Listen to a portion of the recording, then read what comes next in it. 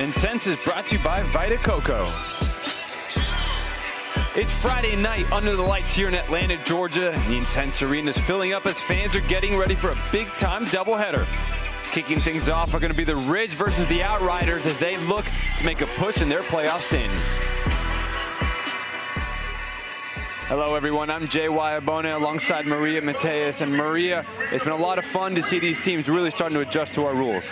It sure has, and we've seen great tennis. The key now is each individual player playing really well to help their team. And to do that, they need to manage the rules. Specifically, having one serve. I'd like to see people hit more underhand serves if they struggle with one serve, as well as the coaches using their substitutions. We also have timeouts, knowing when to play those to change momentums. Yeah, we'll see how they can manage it tonight. We've had a couple arcs already leading into this. We've seen some good stuff, but coming up, we got the Rips and the Outriders. So let's start off with the Outriders. The Outriders lost a heartbreaker, buzzer beater, first arc of the season, and they played a lot better last week. I'm especially looking at Sofia Cabezas. She has the most points won in the entire league, especially using that slice, using a heavy forehand, and not being afraid to get to the net.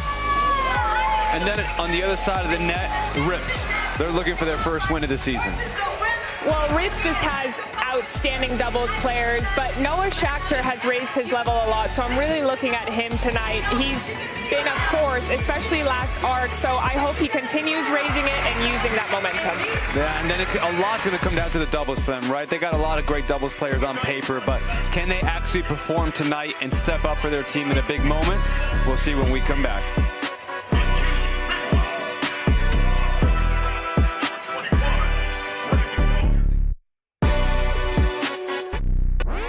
Welcome to Intense Arena at the beautiful Assembly Studio. It's time for you to experience the greatness that is Intense. But first things first. Forget everything you know about regular tennis. Because Intense is built different. Faster pace, bigger energy, with teams battling it out from start to finish. You want to know the rules? Well, we got your rules right here. So let's break it down for you. To start, every team has 8 pros. 4 men, 4 women, and a coach leading the charge. An Intense match is called an arc, and you can think of it like one giant team showdown. Every arc is made up of 10-minute periods called bolts. And there are 7 bolts in every arc. Each arc has bolts of men's singles, women's singles, doubles, and mixed doubles. All stacked together in one running team score. So even if one bolt ends, the pressure doesn't. Every point carries over until the final buzzer. Now for the serving rules. That's where things get wild. One toss, one serve, miss it, and the point's gone. There's also a 14-second shot clock between points, and play is at the server's pace. So turn your back, you might get burned. No waiting around, no resetting the vibe, and yes, we do play lets. The only thing that can slow the pace down are the timeouts. And there are rolling substitutions, so if a player needs to catch their breath, or if a coach wants to change up the strategy, there are substitutions. Scoring is simple. You win a rally, that's 1 point. Blast the clean winner, that's 2 points. The scores from every bolt are added up along the way, and the team with the highest score at the end of the last bolt wins the arc and the cash. And now the most important part of Intense, you, the super loud fans. You will never get shushed. First of all, that's rude. That's rude. That's rude. Second of all, we want you to act like actual sports fans. And we want all the volume when it comes to supporting your favorite team, like Ridge. The Outriders. Like the Altitude. Like the Smash. Like the Rips. Fortune. Freeze. Inferno. Sting. Like Team Rise. Or if you want to cheer against your rivals, we're here for it. Bring it on. So now you know the Intense rules. But the only way to experience Intense is to see it in action. So let's get this arc started.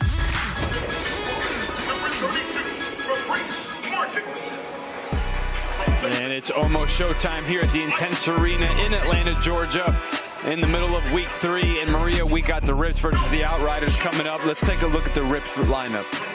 Coach Tori Hawkins has the combination of Bolsova and Martin, just unbelievable doubles players. Noah Schachter playing a lot better on the singles court as well. So they have a very strong team, and they're looking to get their first win of the season, as well as the Outriders with Amy O'Connell. Great coach. She has Cabezas and Joao Ciolin, and Cabezas just has played so well, and she's put so many points up, more than anybody in this entire league. And so I hope that Amy O'Connell really puts her in tonight, plays that maximum time, and she gets some points on the board starting out very early. Yeah, I think for the Rips, they just need somebody to step up. We know the talent that they have, but no one has really played great. When you look at every team that's won this year, at least one player has had a positive plus-minus of 20.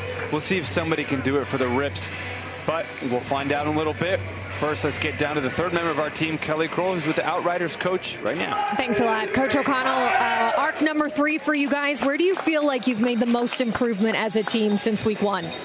I I feel like this team has worked really hard on their preparation every week, you know, depending on who we're playing. I think they're ready, they're prepared, and they've really come together as a group, so I can't wait to see what happens tonight. We can't either. And Sofia Cabezas has done such a great job for you guys all season.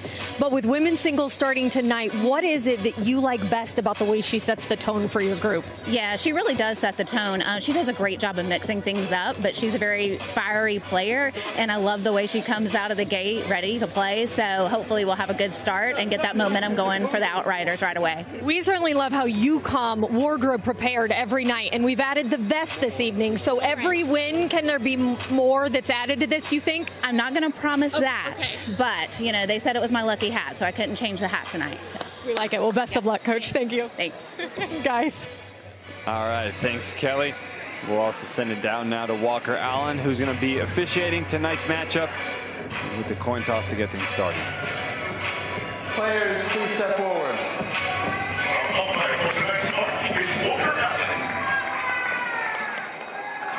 Home team Outriders, visiting team Rips.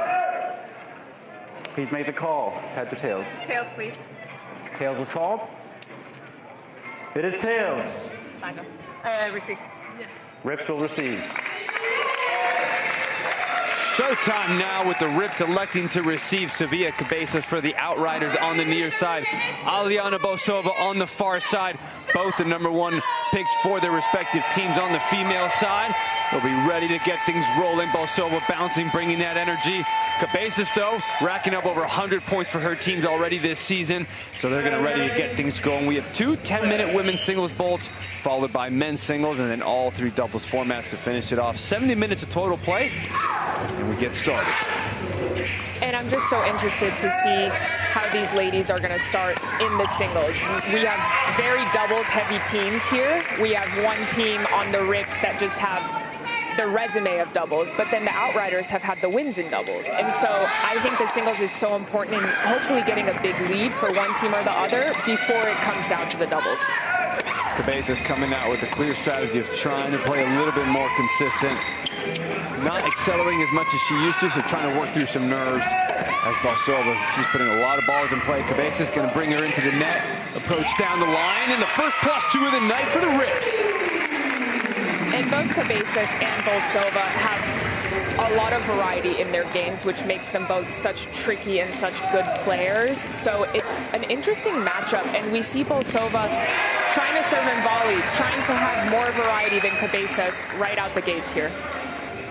Interesting to see the serve and volley early. That's probably the first one she's done in singles all season. Cabezas is going to go out wide, try to set up the backhand cross court, but Bosova's in control. Unforced there. Outriders down 1-4. Hopefully they're going to try tonight to knock it down as these buzzer beaters. A tough one week 1, come back week 2, and they win it within the last 2 minutes. They're going to try to have a little bit more of a relaxing night, get off to a good start with shots like that by their superstar, Sofia Cabezas. And Sofia Cabezas has consistently been playing really, really well. Where Aliona had an awesome arc the first night, but last week didn't really play as well as she wanted to, and we saw the disappointment in her. And so far, she's already coming out yelling, "Come on," from the very beginning, and we see how fired up she is. Good backhand. Teams love it now. I think they understand that this is important for them to go down 0-3. Is going to be making it really difficult to get into the playoff standings. So very important start. Only 1 serve and 1 toss at INTENNSE, so she hits that off the net and goes wide. Rips 5-3.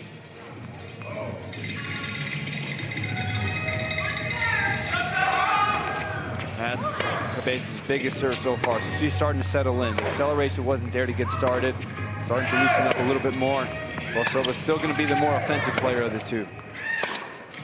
Especially on that forehand side. Aliona loves to go for that inside out specifically, which we saw there. She didn't make it there, but Cabezas actually really prefers that forehand cross and then using that slice on the backhand side. So it's really going to be about who pulls the trigger first.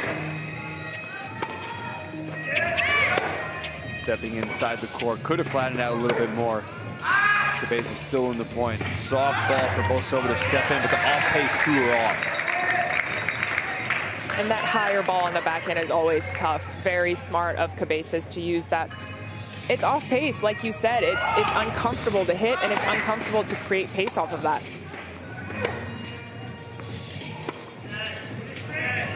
Off-pace shot to neutralize the point. Throws Bosova all the way back. Yeah, Cabezas +2, sneaking into the net. And what a sneak in. I didn't even see her moving in because she hit such a great heavy ball. So good from her. And good from her to not let that really drop. She took it so early. Maybe a little bit of luck there. It was almost too good to be true.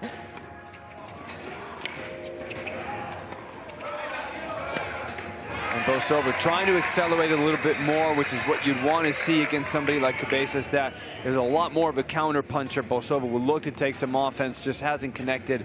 Outriders now with a 3-point lead.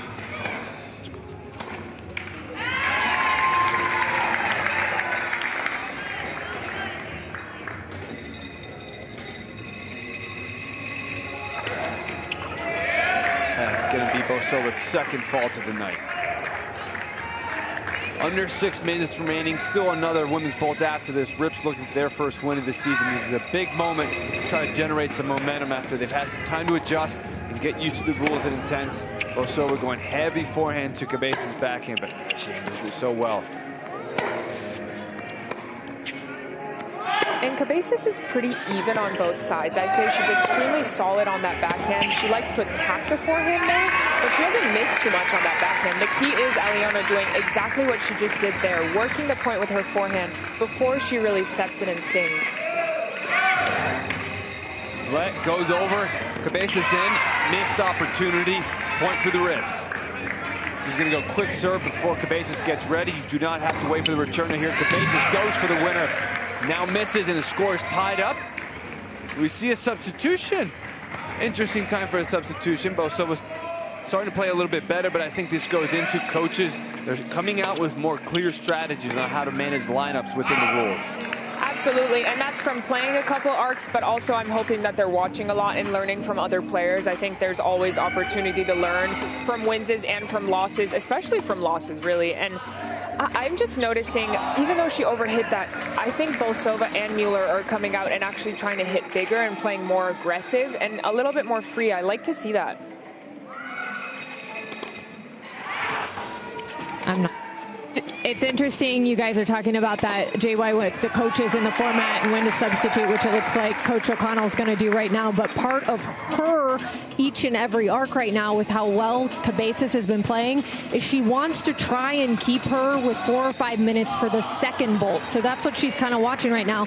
But also if you've got the hot hand out there, right, you want to keep her out there, keep the points coming in. So it is an interesting balance. But this draft pick, if you will, for Cabezas, guys, the tie-in there, O'Connell, of course, played at Tennessee and keeps up with the Tennessee program. So she goes, I've had my eye on Sophia for a very long time. And she called around the other SEC coaches and knew this was someone she wanted to have. Well, she's been very happy getting some great performances. That teamwork right there has definitely brought out the best in Cabezas. And Zoe Hammond now is going to come in. And one of the things you brought up, Kelly, was trying to save her for the final 4 minutes for Cabezas. And a lot of that is because we have a 12-minute max rule in singles. So players in singles can only play 12 total minutes, which is 20 minutes of total play there. So Coach O'Connell has to manage how these players play in that time limit. Well, and compared to traditional tennis, you don't get much break here, especially if you're playing with only 14 seconds in between points. If you're playing for 10 minutes straight, it gets exhausting. So it's also interesting to see the way that the coaches manage the fatigue of the players. 15-12 Outriders. An important thing for Hammond tonight is going to be her serve. She has a 30% fault rate this season. When she puts balls in play, she's very successful for her team. But the serve has just been letting her down. We'll see if she's been able to find a good rhythm in practice as she gets into the Intense format. Trying to use that lefty-heavy forehand to Muller's backhand, but she takes it on the rise. Muller trying to find more aggressiveness, but Hammond just neutralizing extremely well. And Muller's going to take a seat. Bosova's going to be coming back in. Looks like Bosova probably got her breath as well. I'm interested in this matchup, too, of that heavy lefty forehand high to the Bosova backhand. I think that's where she's going to hurt her the most. So I hope she uses that and tries to sneak in, because she does love coming to the net.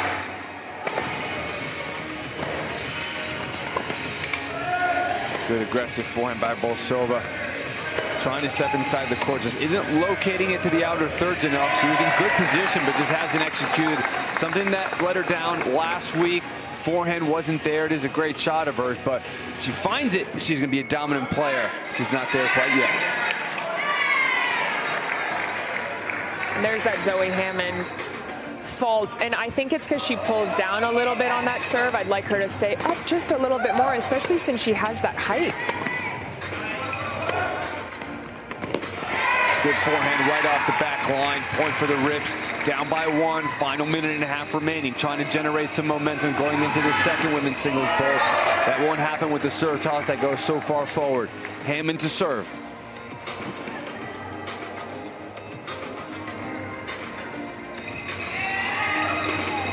Good slice serve into the body backhand. Hammond redirects back down the line, misses wide. Bolsova asking for the ball, wants to try to get some extra points here. Much better serve this time.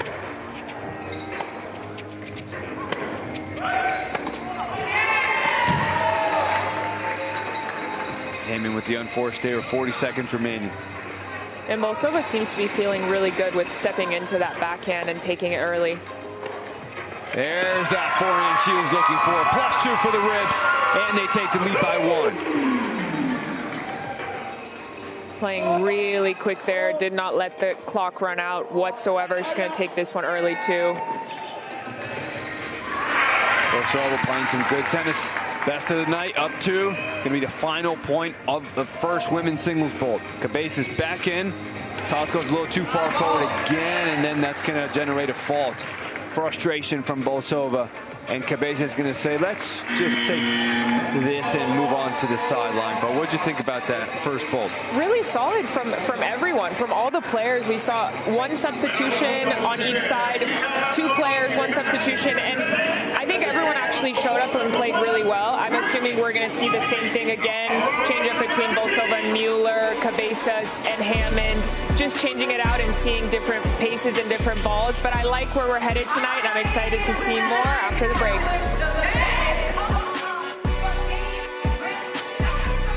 Not the drawing. Oh, Jesus.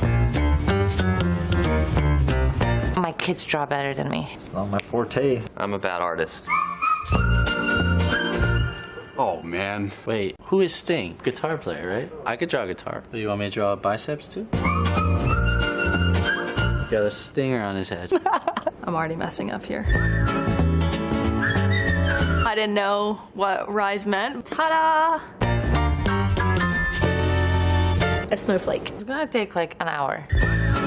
That's a bad tennis ball. Gotta be mountains. Mountain with a racket on it. There we go. It's supposed to be a mountain. Can you get that vibe, or? Are you erasing that already? Yeah. I hope some of my teammates did a better job, so I can buy something with their logo on it.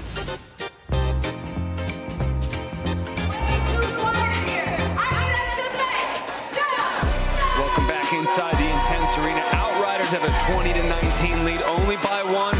Been a lot of back and forth, but Bolsova's been the one that's been picking it up. 17 points for her team tonight. Played 7 of her 12 minutes. And started playing much better towards that end of that first bolt. Second women's singles bolt coming back up. She won't be able to play the entire 10 minutes here as she'll hit that 12-minute max. We'll see how Coach Hawkins is going to manage the rest of the lineup to get through that and help them have a lead as they try to find their first win of the season. And something that I admire so much about Aliona Bolsova is that she is never necessarily pleased. She wants to play better and better, and we even see it on her face there. She's not messing around whatsoever, and I'm all about smiling, but it's cool to see that she's just so determined and really talking to Coach Tori and just ready to just play even better and better. That's so awesome to see. Stop! Samantha Alizea is going to start off the second bolt. Cabezas with the drop shot, going to bring her in. Alicea's going to get there. Volley back. Oh, bummer, missed that opportunity, but a good first point to get her started at least. We see great reach, had the opening, just slightly jammed her. Things are moving fast. Cabezas will give her the point back.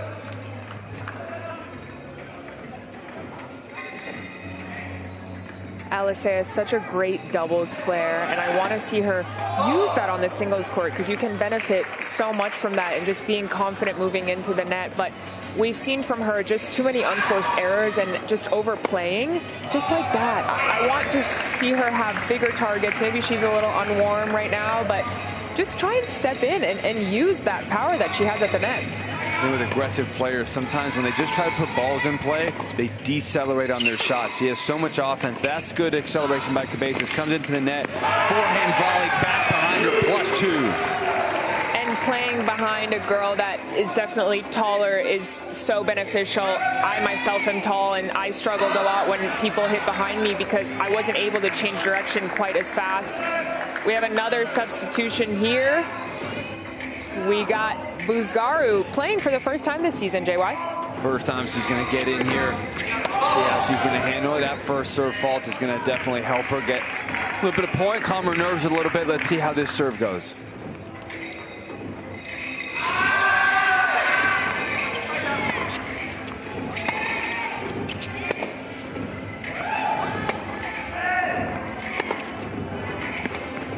Are going to defend. It's going to go just wide, and that's where Alisea is going to be her best. You know, the more nervous you are, it's trying to accelerate more, hit it. It's trying to be too smooth. A lot of times I watch her play, and I think you're only hitting at 60–50%. There's so much more in you. Stop playing so careful. Trust yourself. I think she has beautiful technique. It just needs to let it out and trust herself. And just play bigger targets, and it's okay to sometimes even play down the middle. Serve body, return down the middle, rip down the middle, because she has that potential.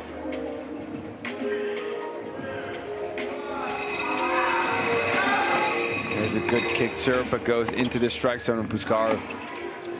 Buzgaru, one of the best Tunisian players coming out of that country, did a good job playing and representing her country in multiple international competitions. Going to try to create some good tennis for the Outriders, and that'll help. +2 on the lead for the Outriders, 26-24.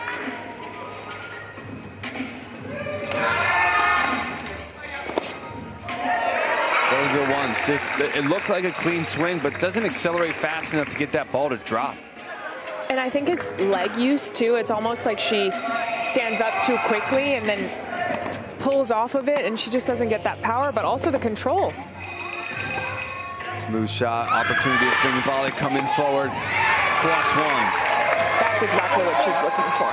That is by the book for her. I need to see more and more of that from her. Where sometimes you play your first half decent point like that, that's where you got to give a big command to your team and just let it out, scream it out. Still a little too calm, and you see the nerves are still in there, hits that fault. Alisea for sure is keeping a lot of emotions in right now, and that sometimes actually harms you. She needs to just, even in anger, she can yell. They can do whatever they want here. Even if she trash talks a little bit or whatever, just light a little fire. Oh, mishits that one, going to go wide. Bosova asking for the ball quickly. They're down 3. She wants to get her team up top. Hammond now back in. Look at the chess match going on between both teams. This is the matchup that brought Hammond out earlier, where Bosova starting to play well against Hammond. That brought Cabezas back in. We'll see if Hammond would do a better job this time. Certainly looking settled in, but Bosova's controlling the center of the court. Bosova's another one where I just feel like there's more power in there. It's just playing a little too conservative. When you have good technique, you got to let it go and trust it. It's a little bit better, and you see how that ball jumps and makes it difficult to handle for him.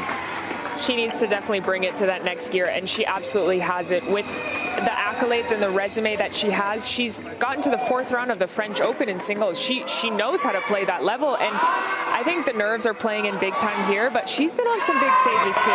Much better there. +2 for the rips. Bosova's finding her range one more time tonight.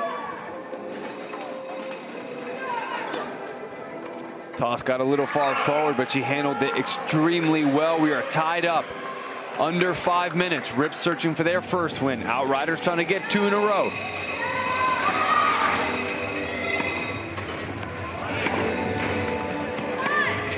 heavy topspin forehand. Difficult to handle, but Bolsova handles it well. Slice to bring her in. Does Bolsova come to the net? No, but wins the point regardless. 1 point lead for them. And JY, here at Intense, we have 5 timeouts per team each arc. Why do you think we haven't seen any yet? I think both teams are doing just fine. Neither team is playing great. No one needs to stop any momentum. So I think they're fine just waiting and seeing how things go. They're all tied up. We're not seeing bad tennis from anybody. So I think they're comfortable just letting these players play.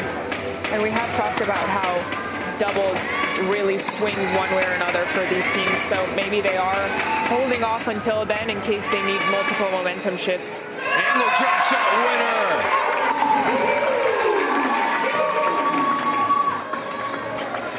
Rips up by 3. Good kick serve.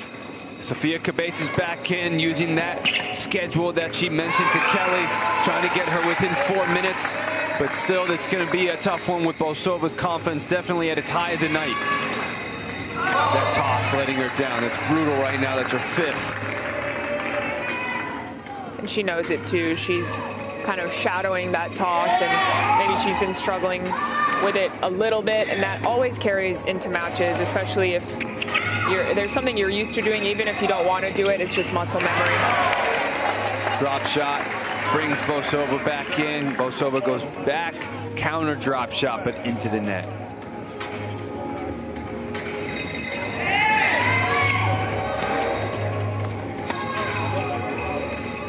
Cabezas tries to neutralize. Bolsova steps in. Slice, uncomfortable, trying to go down low. Great neutral tennis from Cabezas to keep Bolsova from playing offense. I just love the variety Cabezas has. And in women's tennis, a lot you just see either a grinder or either someone who rips, and it's so good to see that she just is able to change it up, and that is super confusing, and it's hard to problem solve if you're the opponent. Cabezas back down the line. Gonna drop shot, bring Bolsova in wide. The difficult shot to hit from outside of the alley. Wasn't in an offensive position, took the risk, did not pay off. Cabezas so far has hit every single drop shot on the forehand side and cross court. So if I'm her opponent, I'm always looking if she changes her racket and her grip, and she's gonna hit a drop shot, and I know exactly where to run. Off the net, Cabezas steps inside the line. Opportunity to come forward. Not there, that's gonna go over. And they've done +2 Outriders.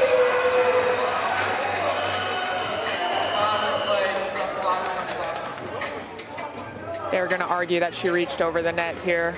I think the follow through went over the net.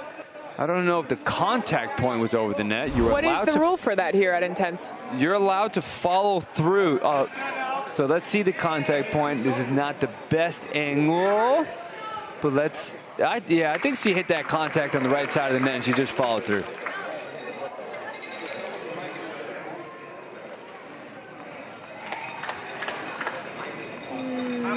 Yeah, I'm with you, JY.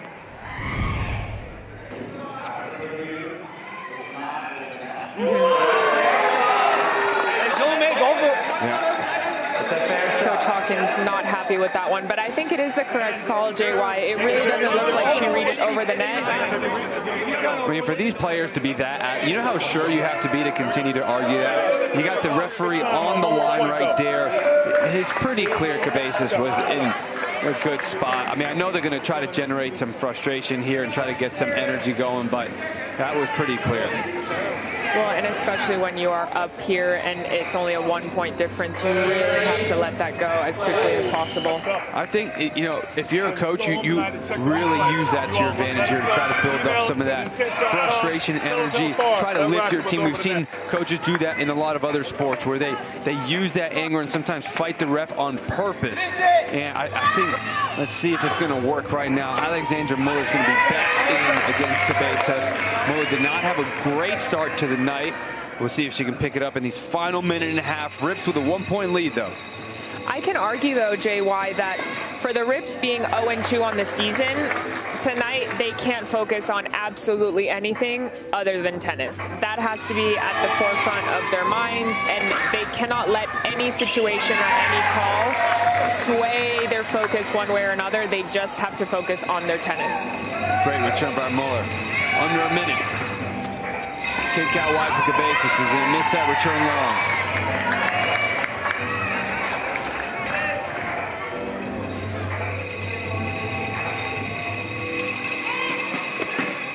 Great kick serve again. Muller. It's probably the most offensive we've seen her play in singles this season so far. But that is tough if Cabezas can neutralize, but too long. 40-37, 3-point lead for the Rips, building some momentum going into men's singles here.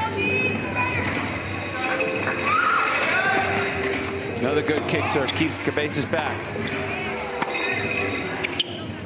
Cabezas going to try to put Muller on the run. Good job going sideline to sideline. Cabezas comes forward down the line behind her, +2. And again, she will ride it out to the side. But they're down one. What do you think about this so far? Cabezas picking it up, but Outriders doing well to have a 1-point lead. Everyone on the Outriders team is playing really well. Zoe Hammond came in and was a lot more consistent than we've seen her be in terms of the way that she's played, but also in terms of the amount of points that she's put on the board. But I just love the way that Cabezas mixes it up and sees the court and goes behind. Let's see what the men have to bring coming up next.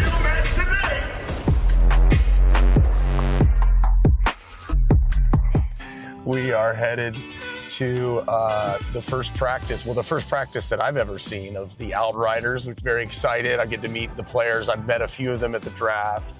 But here we go, meet the team. Is it weird that I'm kind of nervous? Outriders unite! All right.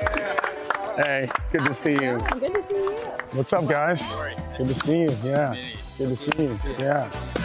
It's the effort that counts. Don't focus on the results. That's the process. Great coaching, huh? Yeah, right. The important thing is everyone's friends afterwards. I am very impressed with our team. I really like everybody. I see some very winning personalities. Hey, there she is. There you go. I'm in the way, clearly, so let's get out of here. That was cool. I think I'm gelling with the team.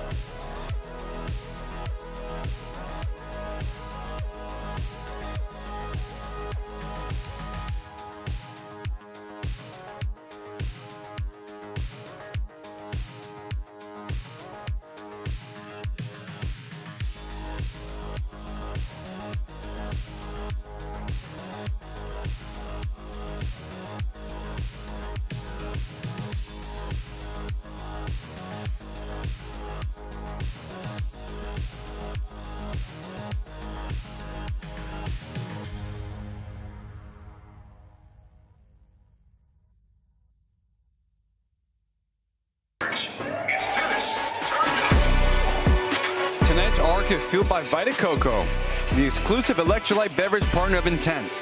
With 3.5 times the electrolytes versus the leading sports drink, Vita Coco helps keep players and fans hydrated through every action-packed match.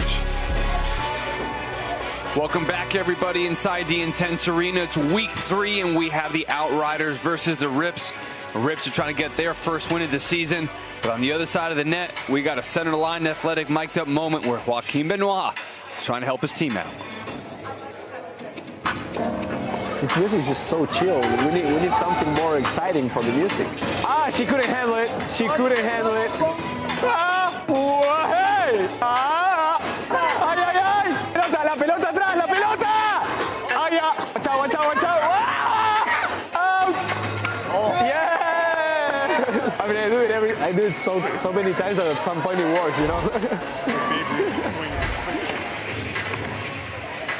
Joaquin Benoit trying to get inside there, get inside the heads of the Rips.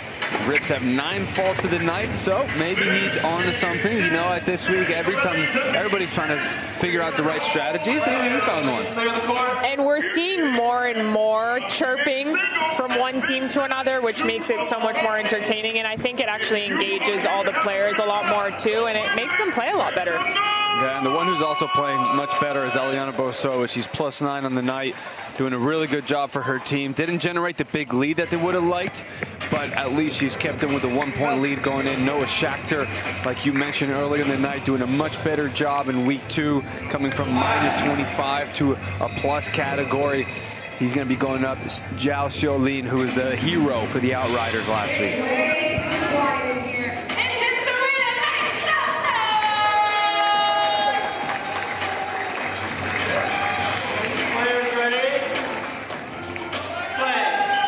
Zhao Xiaolin to serve on the near side for the Outriders. The Brazilian, he's going to bring that firepower for them when he gets going.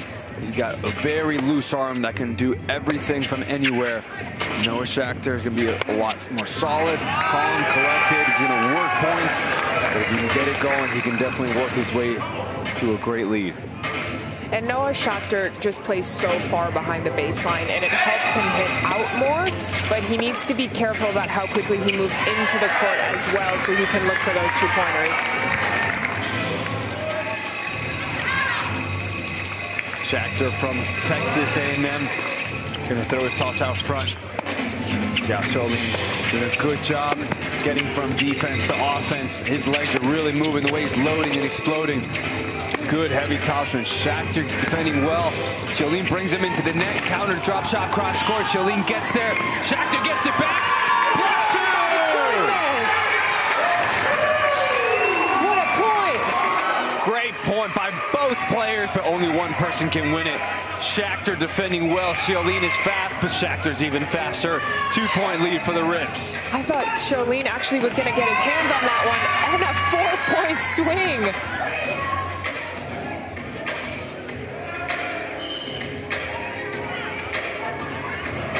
Take a quick look. The Rips are going to try to say that it was a +2. To me, it looked like an ace. Couldn't tell. I lost it.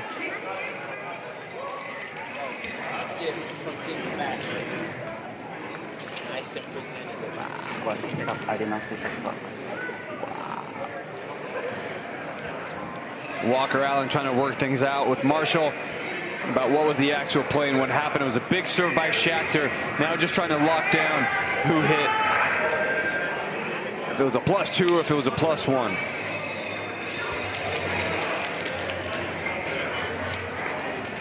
So guys, this is actually going back to the point that was so incredible that we saw. The Rips felt like it was a 2-pointer, and the Outriders felt like Zhao at least got his racket on it. From where you two were sitting, did you feel like he touched it at all? Because right now the Rips feel like they should have had 2 points instead of 1, which naturally then changes where the server would have been serving from. So they're trying to go back and work out all of this right now. But did you see Zhao touch that from your vantage point, JY Maria? No, we have a clear replay here. Okay. He did not touch. Yeah. And that actually is pretty unfair, in my opinion, if they don't get rewarded the 2-pointer for that, and then also not the 2-pointer for the serve, because that should be 4 points for them. Well, they do have the replay system that they are allowed to go and look at. Right now, they're just having a lot of discussion, so we don't know if they're looking at. Doesn't look like they're looking at the replay. He was far from it, though.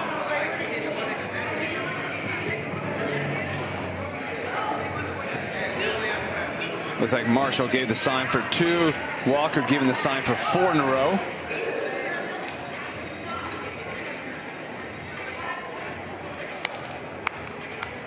This is going to be a big one, especially the rips. If they rips, they get all those 4 points. These are some of the stuff that has not been able to go their way, especially last week, losing a close battle. These are the little things that they need to go their way, also to give them some confidence and some momentum. I agree. They've definitely had a little bit of bad luck, or even if it wasn't necessarily bad luck, just a lot of little things that have happened that made it kind of not go their way. So I can understand how it's getting frustrating. He went with the side that the scoreboard that says it's on. I'm trying to figure out how we don't get those 2 points. It didn't show us 2. That's why we went on that side. And then he has the ace on the side. When I saw, time never stopped. We're just trying to get it right. We feel like we were robbed earlier. Now we're robbed off of not 1 but 2 2-pointers. You got to understand where I'm coming from. It just looks like we're getting the shaft not once, not twice, but 3 times. Tell me how I'm seeing it different. You gave me off for 41. If you think it's a touch, 40 to 40. That would be 41 to 40. He served on deuce. It's the bad side. He put the score up as 42-40 because they were misled. Okay, but you can replay the proof then because it's a replay. Replay the call. Let's make the call and let's go. All right, let's see what they're going to say here. I can feel it. I can feel it. It's 41-40. We have to replay that point. 41-40. He misled you with a score. I never signaled 2. I never signaled 2. He put in the wrong score. He had a 2-pointer when you have 1 point on the board. He touched the ball. He's asking you to replay the serve point. Okay, then I have at least 3 points. He missed 1 and I hit a winner. If it was 1 point, I never gave a 2-point call. I saw the ball deviate. You never gave a 2-pointer. And it was 1 point that he served from the wrong side. But no, but it's not your fault for serving the wrong side. It's he put the wrong score on the board, so we have to redo that point. I'm sorry. Redo it? Wait, what point are we redoing? The serve. 41 hits our serve 41-40. This is going to be tough, I think, for the rips. Okay, so I think for the rips right now, too, it's just the momentum because they had 2 winners like that coming off to start that men's singles bowl. That's what they needed. This is going to be deflating. Even if they get it on the scoreboard, we don't know what they're going to decide. But I think right now they're using up a lot of mental energy. And this is just the momentum that they could have been building. They're going to lose out on. Well, and nothing to do with Outriders. And then he's saying it's either wrong side or the different serve. What I want to do is keep momentum going. Marshall, you can. Either way, we're up 41. Hey. We can't let this deframe you. He's already saying he didn't stop the clock. If you serve, it's the wrong side. You follow what I'm saying? So it's going to be back on their serve. So let's take the 41, use it. Come on. So 41-40, our serve. 41-40. Let's go, Shaq. Let's go. Well, the one thing that we're trying to figure out here, which I wonder if this is the case, we won't be able to find out until later, is did he serve on the wrong side? And that's why I don't understand exactly how we got here, because Shakhtar still got the serve, so I don't know why they would have taken points off the board. I mean, Kelly, did you find out a little bit more there? It's exactly what you're saying. They felt like the rips. They got the 2-pointer, so they went back to the same side to serve and then got the ace, right? So I don't want to hear that the 4 points. We deal with that all the time. He got 1 point and then he went to the wrong side. So he was serving from the wrong side had he just gotten the 1 point, is what the Outriders want to claim. Score? Who's serving? 41-40 rips to serve. Replay the last point.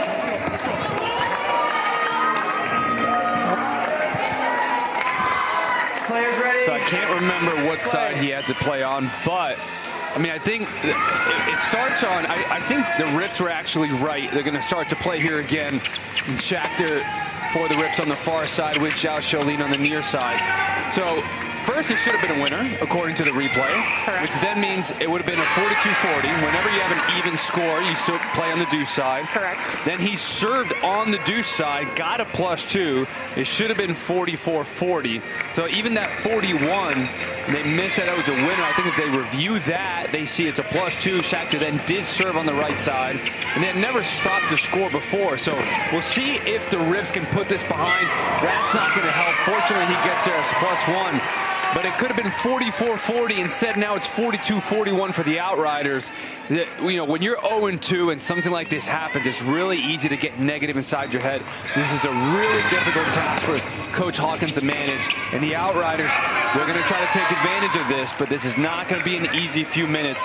Noah Shakhtar is going to have to really stay focused. Well, and I wanted to say earlier, before we listened in, nothing against the Outriders, but I do really think that the Rips are right here. Yeah. They rightfully deserve to get 4 points there because there was a clear difference in between his racket and the ball to get 2 points, and then he would have served on the correct side, and he did serve on the correct side, but they just didn't determine if it was a winner or not. So I hope for their sake they can bounce back here, but it's got to be tough to be Noah Shakhtar right now. Yeah, Outriders on the near side, 44-42. Jao Xiaolin starting to pick up his game. Serve and volley, goes volley back the other way. Beautiful +2. And I think the important thing to note is, like, look, nothing is ever perfect in sports. So things like this happen, and you just have to deal with it. And we'll see as the Rips call a timeout, and we have to listen into how they handle this. Count of the ref, we got to find a way to move it around. We had good energy going into that. What we're not going to do is let that turnaround hurt our energy and hurt our commitment to what we came here to do. All right? We cannot let it. We got to move on. All right? Keep it moving, period. I want to let you stand there and let you work some of this out, but I need you to understand we are already 2 minutes later. You know what I'm saying? Yeah. You got this and you're playing good. Let's not let them beat us now. Now they've already hooked us. Now, the best we can do is use it as tackling fuel and keep it moving. Let's go. Come on, big fella. Let's go. Heavy deep. Let's go, Noah. Come on. I love that coaching. That's exactly what he needs to hear. We did see Noah Shakhtar just so upset, and rightfully so again, but they have nothing that they can do about it. He was playing phenomenal tennis before this whole debacle happened, so he needs to get back to that mindset of how he got to playing that tennis and just try and find it again. That's a good forehand return. Good acceleration by Shakhtar. Starting from a little bit farther back, but Xiaolin's going to put him into the backhand corner.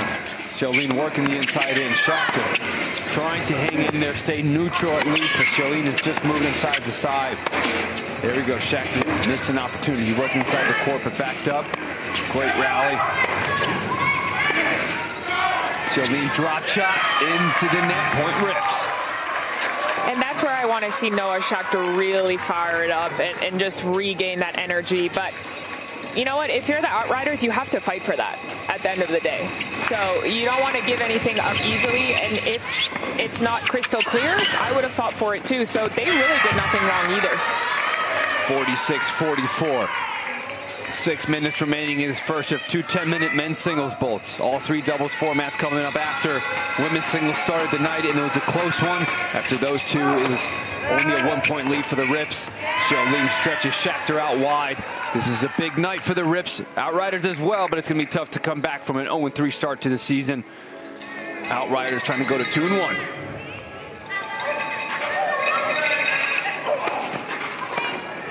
Good jumping kick. But Shakhtar handled it well, and Corey Craig from Florida State University is going to see his first action of the night. Xiaolin's going to take a seat. Unlimited substitutions at INTENNSE, so coaches are having to learn how to manage all these players and when to come in. Good serve out wide, volley winner. The big one for the Rips, tying it up. Look at the way he closes, really fast, good recognition, and the soft touch. He really moves in very quickly, so I want to see him using that more and more and more. I like that forehand where he's trying to get that angle and open up the court for himself. Just bring it in just a little bit. Corey Craig's going to use his lefty serve, try and get him off the court, make him uncomfortable. Shakhtar playing with different spins now. Well, Corey just presents a completely different matchup. He takes his time working points, uses heavy topspin. He wears you down over time, and then he makes you lose your patience. But when you can step in forward like that and hit a winner, nothing Corey Craig can do. Rips now have a 1-point lead after everything they've been through, showing some great resiliency. And how good is it going to feel if they do get through this and they do win? It's going to feel even sweeter. So I hope that they, even though they don't want to be thinking about the result, at least know that it'll be worth it. Schecter just off the front foot, couldn't find his balance into the net.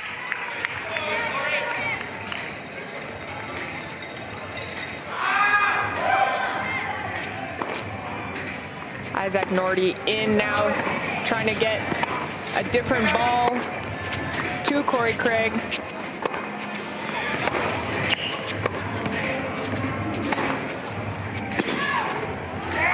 Great point though by Craig, just really working it, using his lefty forehand, that angle, and then opening it up. Isaac Nordy getting his first action of the season from Ghana. He's going to be one of the more flashier, dynamic, explosive players. He's got a one-handed backhand. If somebody can spark a team, it's definitely him. He plays with a lot of energy and very loose, hitting forehands like that. If he can connect, he's going to be the spark moving forward. Generated a good opportunity, smiling as he knows what he missed. 52-49 Outriders. And just the energy that he brings to, and we see that smile, and that's from having played Davis Cup and experiencing the team atmosphere, and I'm sure that he really loves it. Craig, this is what's difficult when you have somebody that relies so much on their offense and explosiveness, and the ball keeps coming back and back and back. It's tough because you're redlining it all the way through, but you can only maintain it there for so long. And you see Nordy there, quick unforced error, and steady Eddie Craig there, 54-49.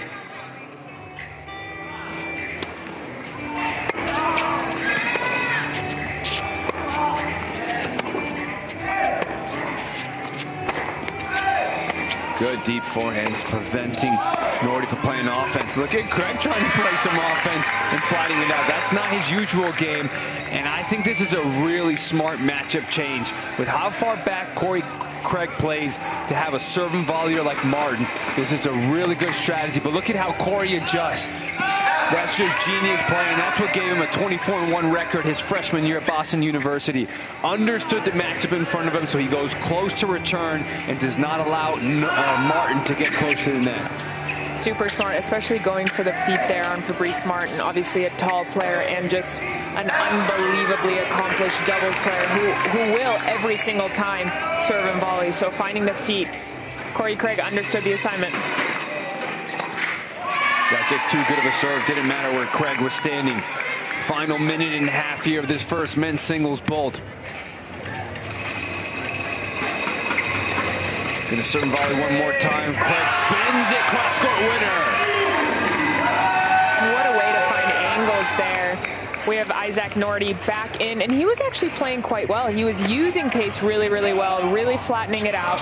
He has almost an Eastern grip. Good volley off the line. Craig will get there, only +1, but good start as he comes back in. Josh Olene's going to take the space of Corey Craig. Final minute. Going to be very important as they go into the break here.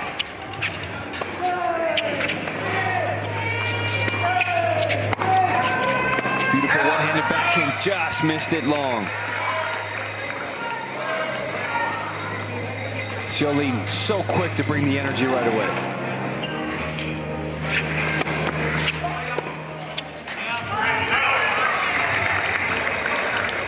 59-53. Outriders, 6-point lead. Rips did a great job at some controversial call to get back, get into the lead. But Nordy's just not giving up too many unforced errors. And the problem that he can face with having such an Eastern grip really close to continental is that he's not able to get under and over the ball that quickly. So if a ball is coming fast at him, there's not a lot he can do other than chip, but that's not really working either. Chip into the bottom of the net. 8-point lead for the Outriders. Going to be our final point here as we take a quick break before the second men's singles bolt. Good serve out wide, and he's going to miss that long. Xiaolin having fun playing a few games as he let that ball go over his racket. And it's going to be a 9-point lead for the Outriders. Maria, what do you think about that first men's singles vault?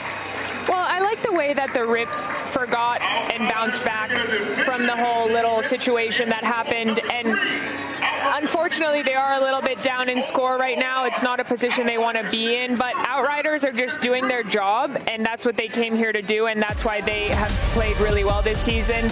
I hope that the Rips can pick it up more and more, especially in this next men's singles vault and then also in the doubles, but let's see more after this break.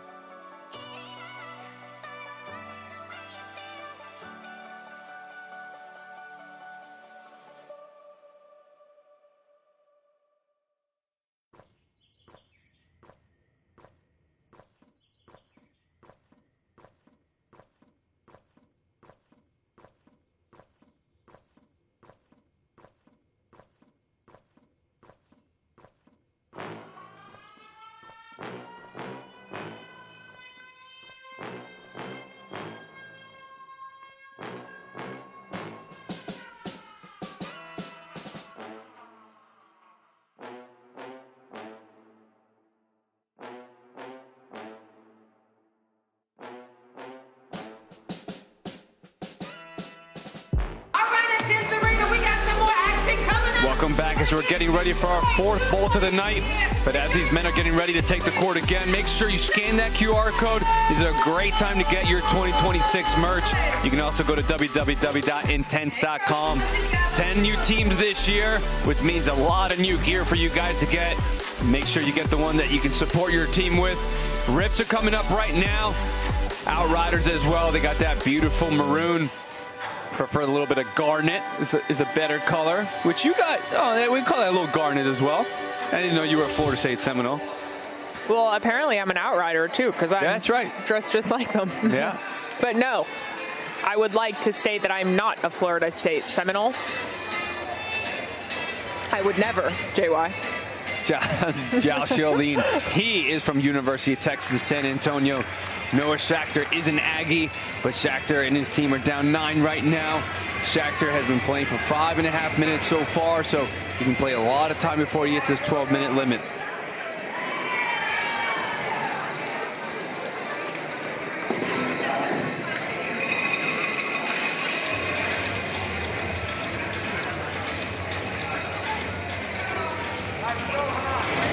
What do you think the Outriders can do here to try to pin the Rips down? After review, the snooze score will be 54-62. We have awarded an additional point to Rips. Okay, so. Interesting. What they did right there, they went back after the break. You can't do that at Intense. They reviewed the rule. They gave Schachter 1 extra point back because it was a winner, and they finally gave him the 2. So it's tough because that was a very big momentum shift. They still get the point, but the momentum was really what matters. It's amazing in sports just what you can do as you can hit some great shots like that and build some momentum. The emotion, the confidence of what you feel to try to ride that, so important. That'll help them a little bit. They're down 6. And maybe that just helps ease him just a little bit to know, like, okay, I wasn't fighting for nothing.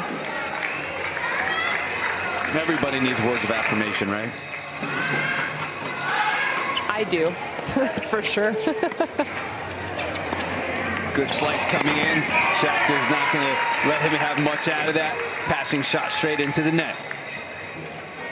The second men's singles vault, only 1 serve and 1 toss at Intense. All 3 doubles formats are coming up after this. Rips are seeking their first win of the season. Big tough serve up to Schachter's backhand. Only 14 seconds in between points, so a lot of nonstop action. Bosova for the women, a +9 when she was in earlier tonight. Now trying to see if Noah Schachter or Fabrice Martin or a combo of all 3 with Nordy can do something here as the Outrider won that first men's singles vault 23-14. When Noah Schachter's behind the baseline like that, I'd like to see him get a lot more height over that backhand. He has so much space to really just accelerate, and he's hitting it a little bit too flat. And even if it didn't go in the net, it would have been too short, giving Ciolin opportunity to step in, but Schachter's going to use that missed return for sure.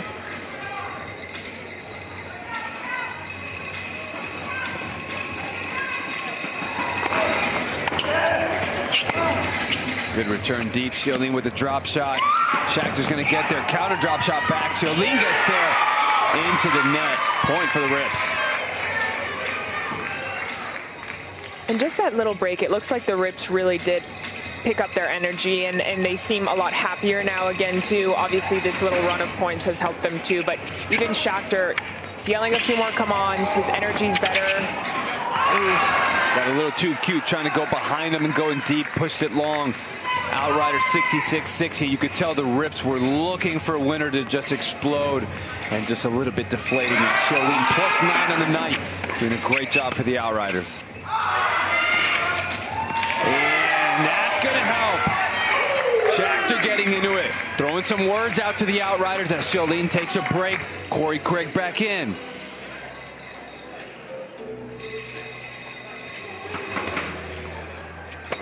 The way he just unloaded on that forehand, and definitely had a lot to say after. And he's chirping a little bit after points now, but it really looks like it's helping his tennis, so whatever it takes. Look, you got to throw the kitchen sink tonight. You can't go down 0-3. Can't be nice. Got to do it for the team. Craig's going to try to work this point. Schachter's going to try to find the offense, but with the margins that Craig squeezes on you, it's tough.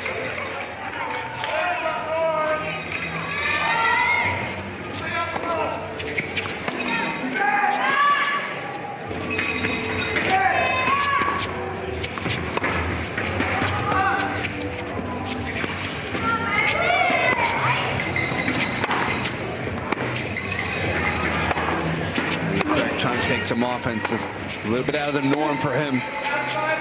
So Schachter, he's playing the Corey Craig style, playing very calm, very interesting sometimes to try to go against players and use their strategy against them. Craig's going to volley across court. Schachter's going to get there. Goes down the line. Craig's going to touch it, but it's still +1 the Rips. Wow. And what a point. What a way to work that point and then go from defense to offense. That was an unbelievable point by point by point from Noah Schachter. He played great. He definitely needs a little breather, but I wouldn't be surprised to see him come back in. Yeah, I would have liked to see Martin go back in here. Use that certain volley matchup against Craig. Agreed. This is a tough matchup for somebody like Nordy. He's going to be so many balls coming back. He is not the most patient player. This is a really difficult matchup. He's going to have to fire really quick and early in points. And Martin can be so successful against a player like Corey Craig. I mean, that's just an unbelievable forehand down the line from Craig, and he's smiling and he's loving every second here. But if Martin can really be fast and explode out of that serve and get to the net a little bit quicker, it's an amazing matchup. It's going to be on Nordy's shoulders right now. They're down 6. 5 minutes remaining before all 3 doubles formats come up. Kick out wide, opportunity to step in, goes angle. Craig's going to get there, drop it short, drop shot to Craig in. Lob and just over the top. Nordy could not get his strings on it. Great speed there, though, from Corey Craig, just really moving around the court with zero effort, it seems like.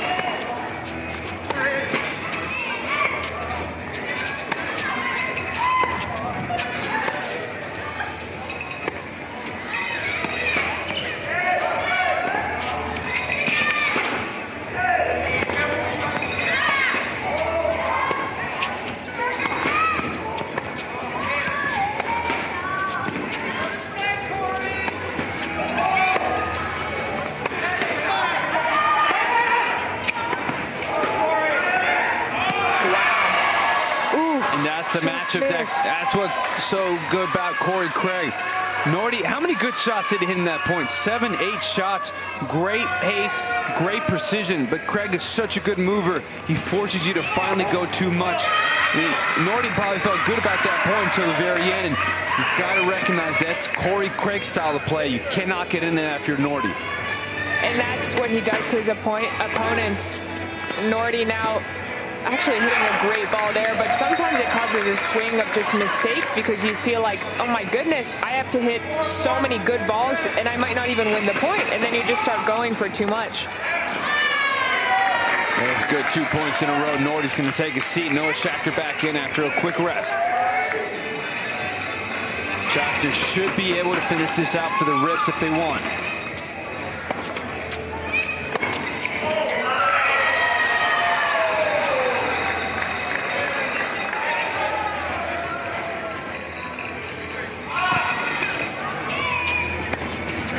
Smart play by Craig, recognizing Schachter was not in offensive position. Calmly throws that serve in. Look, this is the biggest I've seen Craig play. And that's just confidence, I think, from the amount of great points that he's played back-to-back. Just working the court. I just see everybody playing into Craig's game, and this is what he wants to do.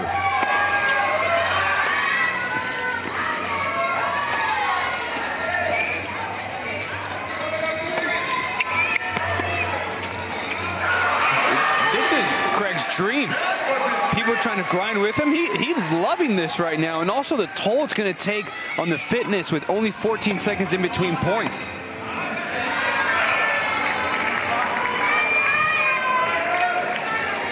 I think you jinxed it, JY. I know. Right when I said it. Come on, Corey.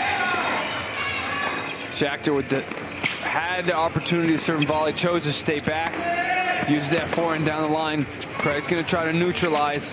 Corner to corner, he's staying in the point. You see Craig, those are the unforced errors Craig does not want to do.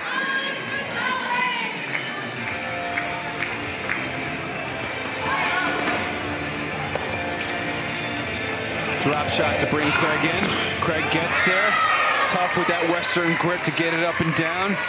And Stefan Menichella is going to get his first action of the night. Did not play in week 2, did in week 1. We'll see what he can do for his team in this final minute and a half.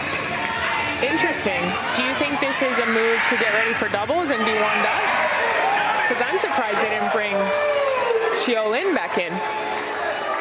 Xiaolin had time to go back in. We'll see if that's something that we can say later on. Interesting choice. Schachter goes with a big serve. Rips trying to find some momentum as we go into the doubles. See this first serve from Menichella.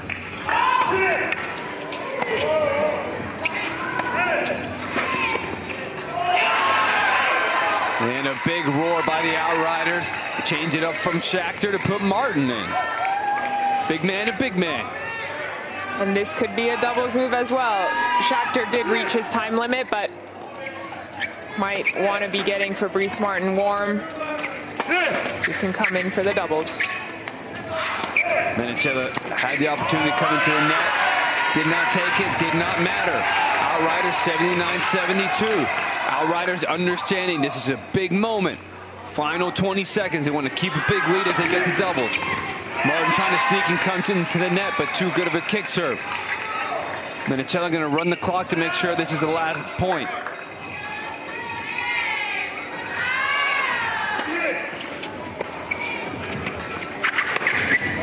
Good forehand puts Martin in the corner. Chip to neutralize. Menichella goes back. Big backhand by Martin, but misses long. The Rips had some moments where they got it to within 3 and 4, but just could not do it. Maria, what do you think about how the Rips handled that men's singles? Both coaches just throwing in a lot of substitutions there and changing up all of the matchups. The Rips, I think they want to be really warm for the doubles, so they're in an okay spot. I don't think they're down by that much going into the doubles. We'll see how that goes, though. Yeah, we'll see if the Outriders are going to be able to hold them off. They really picked up their energy, not just on the court, but on the sideline as well. So they're going to come full force as they come into women's doubles. And the concern for the Rips is if they get down a little bit too quick in women's doubles, does the belief start to go away? We'll see what they can do to kind of counteract that as they try to figure out how they can get their first win of the season. But for now, it looks like we can go down.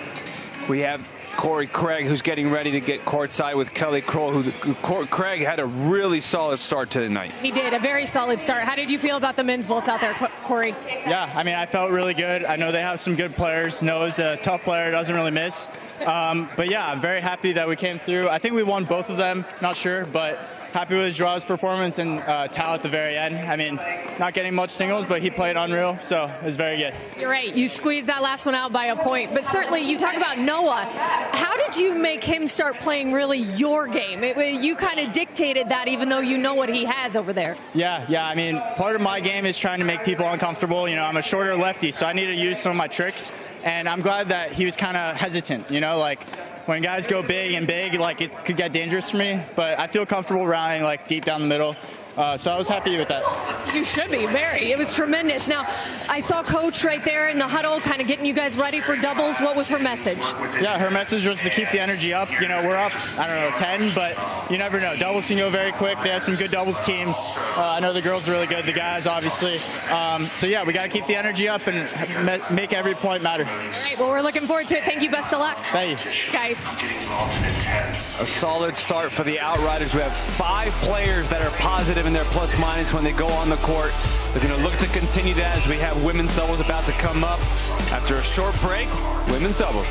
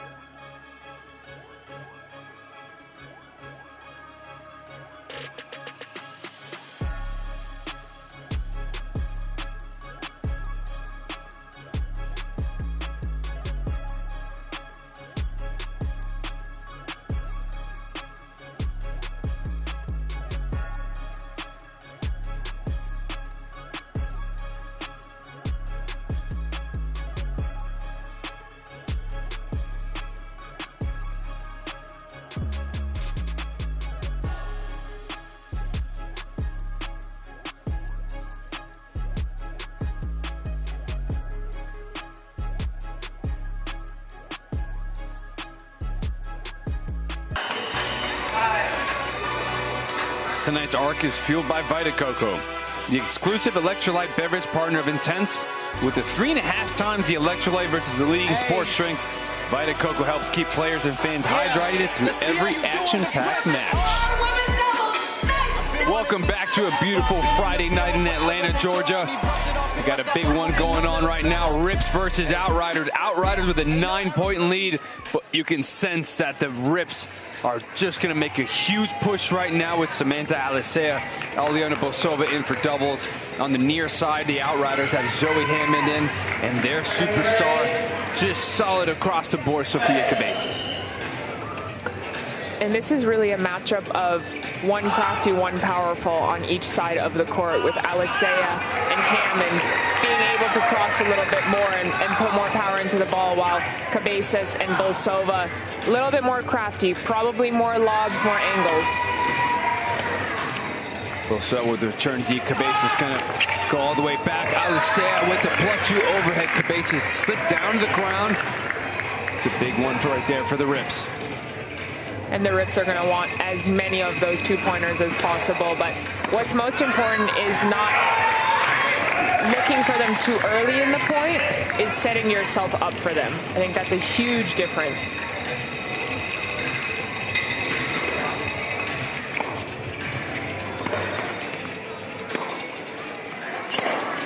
Both girls trying to find their forehand. And Alicea with the post +2. Great movement there from Alicea, staying nice and patient, finding her opening, and really just sticking that volley. Cabezas moving backwards for that return. Inadvertent call, they're going to have to replay that point. One of those things, if you're Alicea, you're the server's partner, you see the returner take any step back, you close the middle hard. For sure. Middle and take one step in.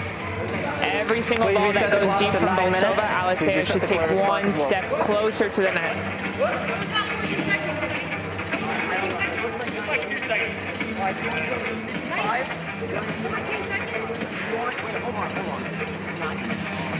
They're just getting the clock right here. They go set to replay that point. Rips are within 5, under 9 minutes left. We have men's doubles coming up after this. We will finish off with mixed doubles. Those last 2 bullets for the Rips have really been the most important ones that have let them down in their previous 2 arcs. We'll see if they can make a strong start and win these doubles to help them out as they get into that. As Cabezas goes back to throw a lob return. Forehand inside in winner. And way to see that. And Zoe Hammond did the right thing. She took a couple steps forward because Cabezas hit a great lob, but Bolsova just perfectly timed that and saw Zoe just move a little early. And Hammond bounces right back. Great response. +2 the other way for the Outriders. 84-79. Going to serve to the ad side. I formation. Cabezas serves to Hammond. Signal ready. Miscommunication. Both looked confused there. And again, if the Rips keep going on these 2-point runs, 3 points away now from being tied. Sorry. 4 points now. Just did not line up her feet in time and then could not push up. Serves into the ground. Alicea trying to close there, could not get it. Bosova goes into the net, pushes it wide. That's where Hammond, the pressure she put, really smart job. And it's just so interesting, the amount of momentum shifts that we see from the Rips. They either play exceptionally well or not great. And that reflex going to be very difficult. You know, that natural instinct to get it back, but it's going to float up +2 for the Outriders.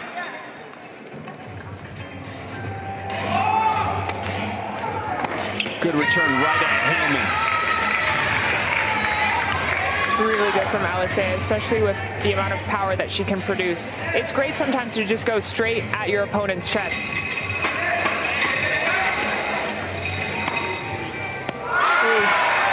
The vision there, unfortunately, let her down. Ball dropped in, +2 for the Outriders.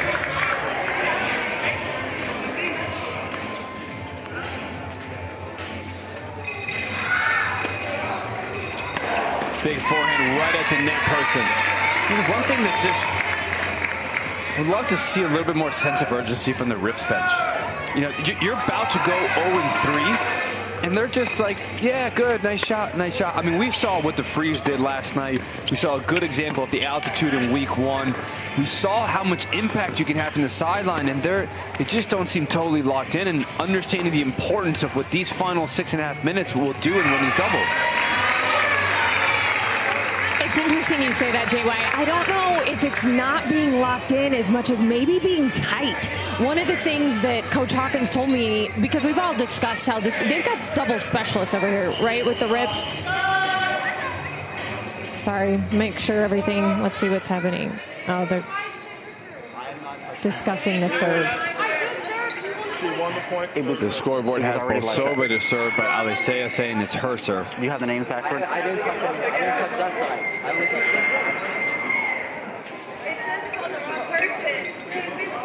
Alessia there, even just, you can hear her frustration. You had the wrong serve, Ryan. So guys, I'll go back and storytell for a second while we're waiting on this, because in talking to Coach Hawkins, we discussed, right, this team is full of double specialists, and yet we really haven't seen that play out quite yet on the court. And he mentioned this week in practice, they've got to stop scoreboard watching, which this is Please clearly. reset the ball clock. Please reset the serve clock. Players ready? Play. Tough match to stop scoreboard watching in, right? But he goes, they have got to, instead of playing conservative in doubles, play loose, hunt the twos. And so I'm wondering if that sideline right now is just a little tight maybe, right? Once again, because they know this is going to come down to the doubles. But for me, I think that should have you have more energy. I think if you're tight, you gotta scream, you gotta shout, you gotta make some noise, right? Get that nervous energy out. Absolutely. And even if you're mad, like, just yell, just let it out. Bolsova serve out wide. Alessia with the overhead backhand. Far along. Look, I think both you all are right. I think when you're tight, that's exactly what you don't want to do. And what you need to do is exactly what you said, Maria. So I think both you all are right. You see how the Rips can overcome this. Cabezas almost had a +2 down the line. It's getting a little bit quiet, a little bit dull. If there's a team that can really pick it up, and let's see, I think Coach O'Connell, sensing something here, wants to bring her team together and try to lift them up.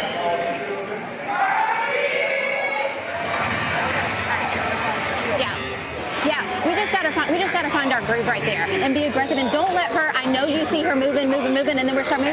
It's okay to burn her down the line. I know you went like you feel like that girl's creeping. 2 or 3 cross court and then go. You can rip it there. I want to see what they do. Okay, it's okay to change it up on our returns. Let's stand our ground. Good, solid return to get the point going. Whoever's at the net, be looking to move. All right, I just wanted to slow down their momentum a little bit, catch our breath, and regroup. We got 20 seconds to kind of look like we're strategizing here. All right. Yeah. All right, you got this. You got this.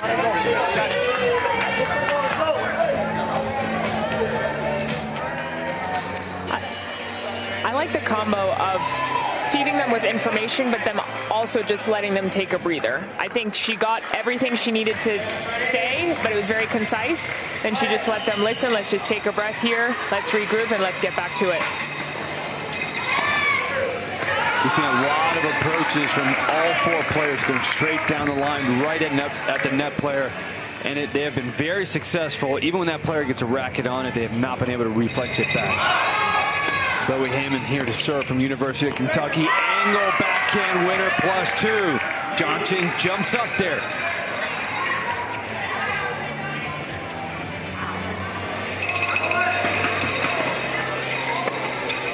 Cabezas, good return deep. Hammond with the post +2 the other way. How many times have we seen the Outriders respond to a +2 from the Rips and get one the other way? It just looks so simple. In theory, it is simple. Just hit a deep return and then the net player moves. Obviously, it's so hard to do, but when the Outriders are able to execute that, oh, it's so good. Great reflex by both. Almost a huge deflating moment for the Rips, but just went wide.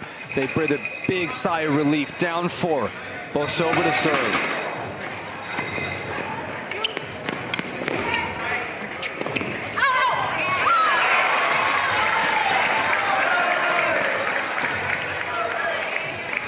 Just really consistent energy here from the Outriders, no matter what. Even if it gets a little closer in score or if they're up. Their energy. I think there's just too much fluctuation from the Rips in energy. Big inside and winner and a big roar to her Rips teammate within 3.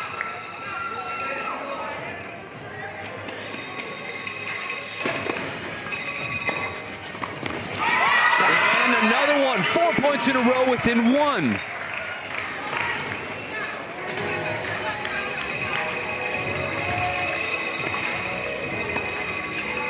And especially from what Kelly said, like if they're 2-point hunting, you gotta move. You gotta move right off that first ball if you're the Rips.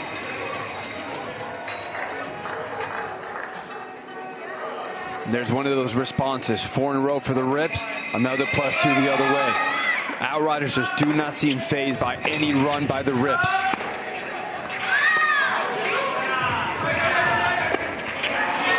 She did have the opening. That is high risk back behind the baseline, falling away. But if she made it, it would have been an easy +2, just a difficult shot to handle. And the Rips are going to call a timeout, even though they've done a good job to bring it to within 4. Just take it, even if it's a bad one. Right down the middle court. Right down, we don't need to dunk. When we back up, we put pressure on ourselves to make something crazy. All right? And the other side is when they do come in, they're both short. Not Zoe. Lob the short girl. Hit a good Thompson lob and get back in. You're doing great. You're ripping the ball. You're moving up the net. We're right there. You're right there. Come on. Come on. Don't forget, it's a simple play. Let's manage this. We got this. Stay aggressive. Stay loose. Don't look at the score. Come on. Come on.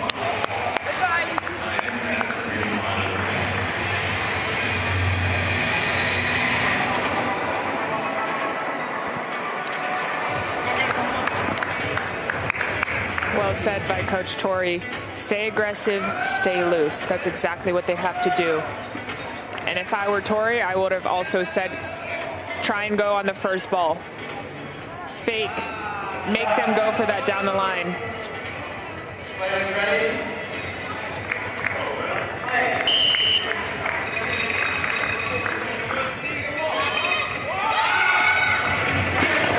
Cabeza serves to Bolsova. Hammond ready. Alisea is as well. Down the line rally. Bolsova's going to get there. Lob it up to Hammond. Big overhead right at the feet of Sammy. Cabezas has just been using the depth of her ball so well from the baseline. I mean, look at that. That's a tough angle to find and just sets it up so well for Zoe Hammond. Goes down the line. Bolsova's ready. Goes right back out and tries to force it. Even though the Outriders are down by 4, this ball, they're up 23-18. Have cut the deficit by 5. Faults like that aren't going to help, even though Bolsova have been serving much better. She has 8 on the night. It's exactly what you do not want in a moment like this.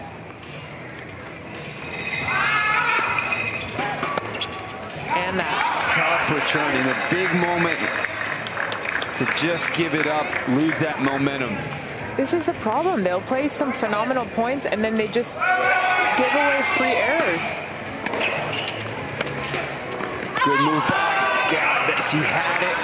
Just caught it when the racket face was still opened up. Didn't bring it down in time.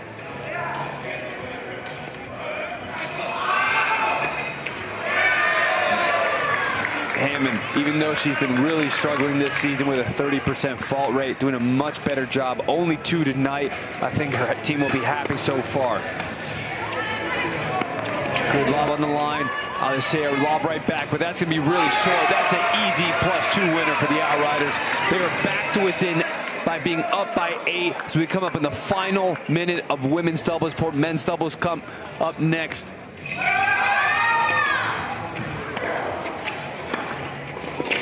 Down the line and just they completely lost momentum. Cabeza is just such a force from the baseline, but I do think this is Zoe Hammond's best playing so far this season. Good move. Unfortunate. That's the power of Alisea. Put a little bit more on it. You'd also think Cabeza's just throwing in a lot of soft kick serve. Move forward, take it on the rise instead of waiting for that ball. Yep. I think Sammy can go for that. Another down the line opportunity. I just think Sammy's just a little bit stuck, doesn't know where to go. Tried to poach a few times. She's not been successful, starting to doubt herself a little bit. Cabezas with the lob. Is that going to go wide significantly? Final 15 seconds.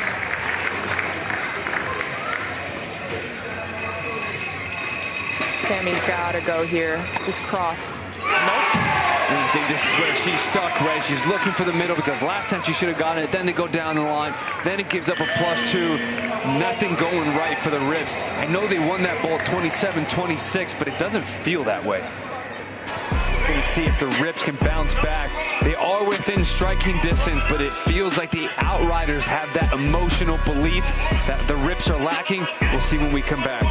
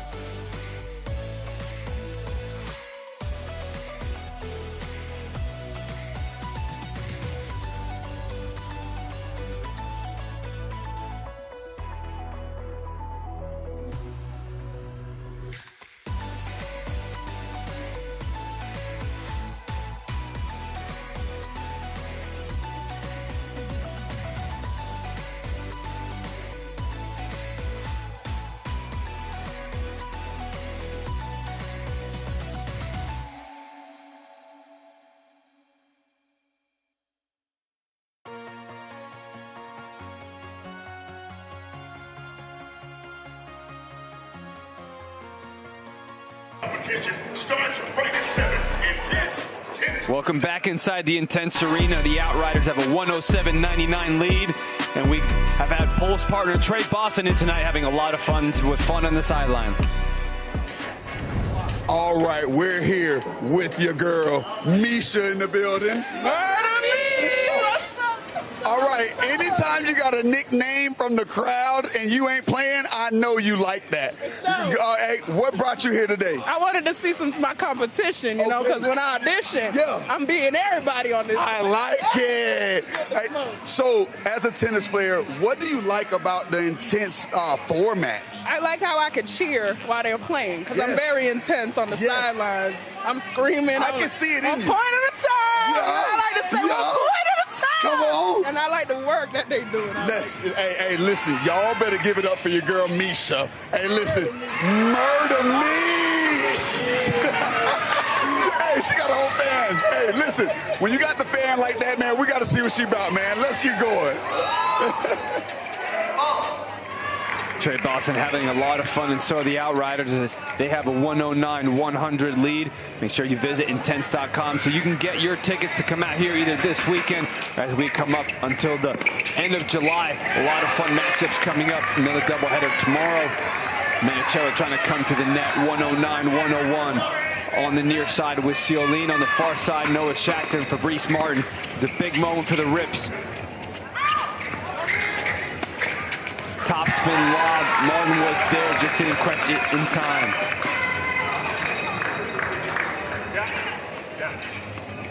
Martin's such a decorated doubles player. I look forward to seeing him moving a lot in this doubles. He's been up to 18 in the world, but if Schachter's doing that, Martin doesn't even have to hit a ball.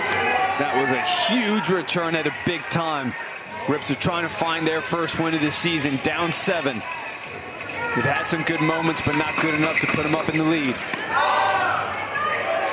Martin's going to miss that serve. 8.5 minutes. Mixed doubles is going to finish it off after.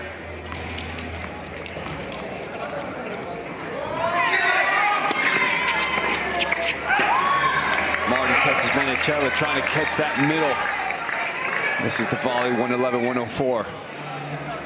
Martin takes the return so early every single time and looks to return and move forward. And one thing that I have noticed is that his backhand return is better than his forehand return. He's able to have a really short backswing, take it early, and then explode in.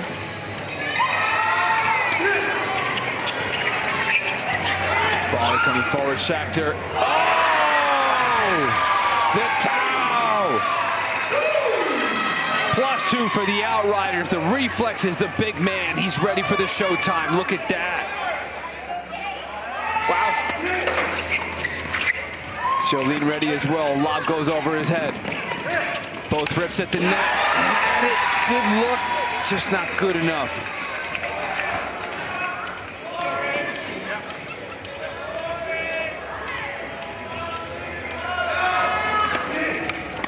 Good deep kick in the corner. Shachter couldn't put it in play. And it's so hard to return that serve. Not only was it right on the line, but it also just bounces so high, especially on these gritty courts. And we have a timeout here from the Rips. It was a good timeout. good moment. Bring them together. These guys are both going to make the balls. They're crafty. They're used to guys trying to out-hit them and overpower. Let's not give them that. Get our ball past our net guy. Start to close. Let's make sure that we are addressing the towel is not their strongest player. We know the other guy is. If we got to rip balls out, a reflex volley for a winner. He did, because we probably weren't looking for it to come back. I'm just wanting us to stay on him. If anybody's going to beat us, let it be Tao. All right, let's let it be Tao. We know what Zhao's going to do. All right, let's go. We got this right here. Come on, and stay aggressive. Go back.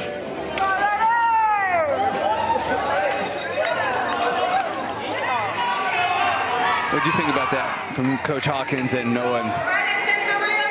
Noah, it looks like he was flustered by that volley.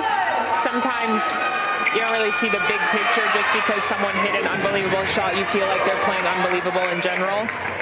Coach Torrey is just saying they need to take the first move. Don't worry about the guy at the net.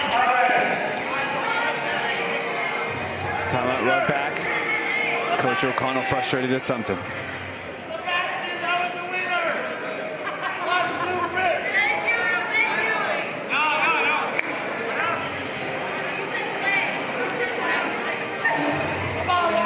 Take a quick look at this. Kelly, could you hear anything at all about what she might have been frustrated about?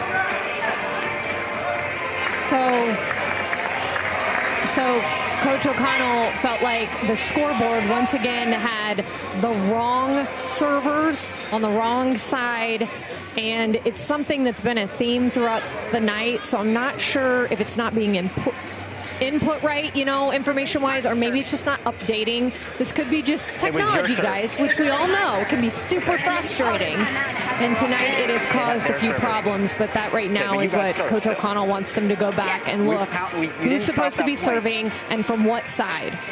So I'll let you know if I get any clarity on that. We got a lot of people working on it over here. And Coach O'Connell and you, Kelly, you are right. If you look at the scoreboard, says Menichella's supposed to serve, but yet it's the Rips that are serving. Martin should serve after they just hit a winner. They just won a point, so they need to serve. And it's very important because if they don't catch that before it goes on too long, somebody's going to get called for a fault because it's showing somebody else is going to serve. And so that's a good catch by O'Connell, who understands the Rips just hit a big +2 winner. They want to ride that wave in momentum, and they want to try to stop any of this. And so Coach O'Connell very intelligently pointed that out right away before things went any further.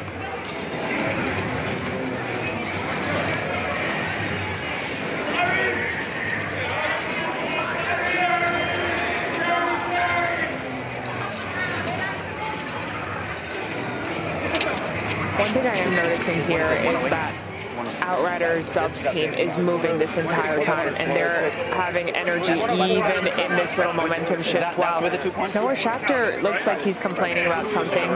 Fabrice Martin is a little low energy. I think that's making a difference. And it's 106, not 108. It's 106. The point was that. This is the correct score, right? Yes. I'm third. I'm third. I just hit it. Yeah, you get the winner. We're going to update. Yeah, but I deserve too. I wonder if this is a technology thing, because it does seem simple. They're not serving. Yes, but I'm not sure though why Rips are arguing, because I think it's pretty clear what needs to happen. It's just a technology issue, so I don't think that it is not negatively impacting the Rips at all. All right, scoreboard updated. Martin ready to serve. Rips are ready to roll. Down by 10. Oh my God, it's 10 guys. Come here, play 10. After official.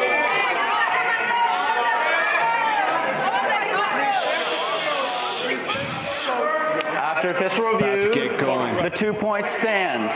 The correct server served. The serve indicator was incorrect, but the points stand. Martin to serve. Players ready? Play. Fabrice Martin for the Rips to serve. Down by 10. Final 7 minutes. Big serve in the body. Ciolline ready. Good response right at the towel. Now we see the Rips bouncing. Now we see them jumping and excited. Where was this about for the last hour and a half? I don't know, but it's better late than never, that's for sure. Good serve by Martin. Sets up a comfortable post by Schachter. 2 points in a row.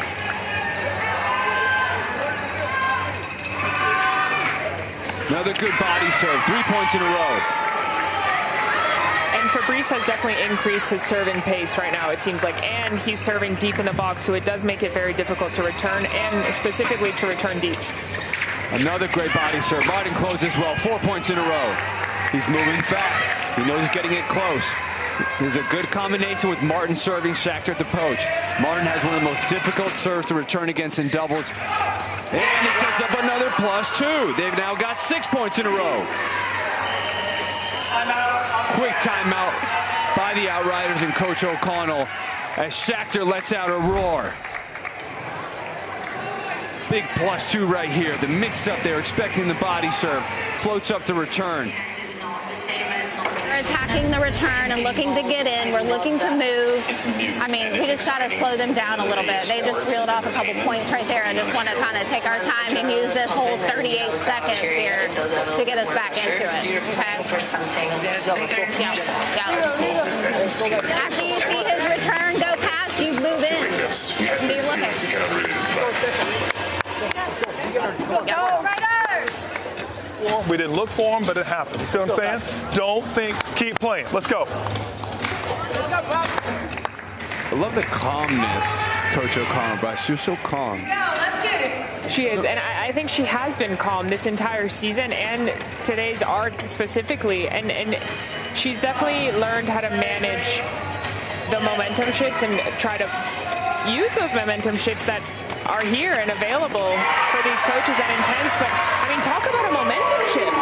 This is incredible, and this is just unbelievable serving from Fabrice Martin. 10 points in a row by the Rips.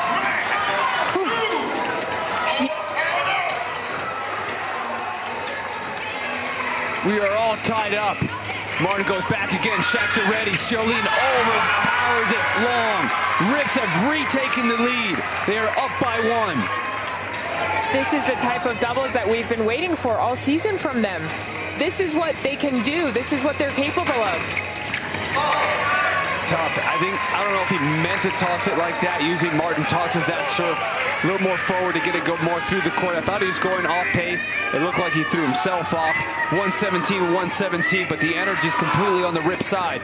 Charlene serves to Martin. Great return. It's going to go long. They got a 1-point lead.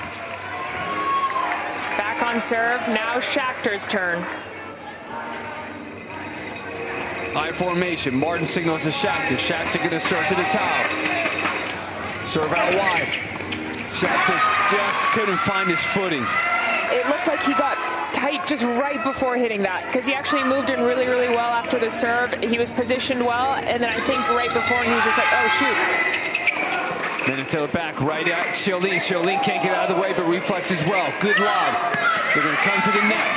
Schachter just struggling to find the volleys right now when you have to think a little bit. He's actually done better when it goes fast. Yes, and he's done really well just blocking it and just putting it into the ground or putting it at the opponent's feet. Now he's getting a little too fancy with it. Same thing there. He doesn't have to look for an angle. He can go straight through the middle.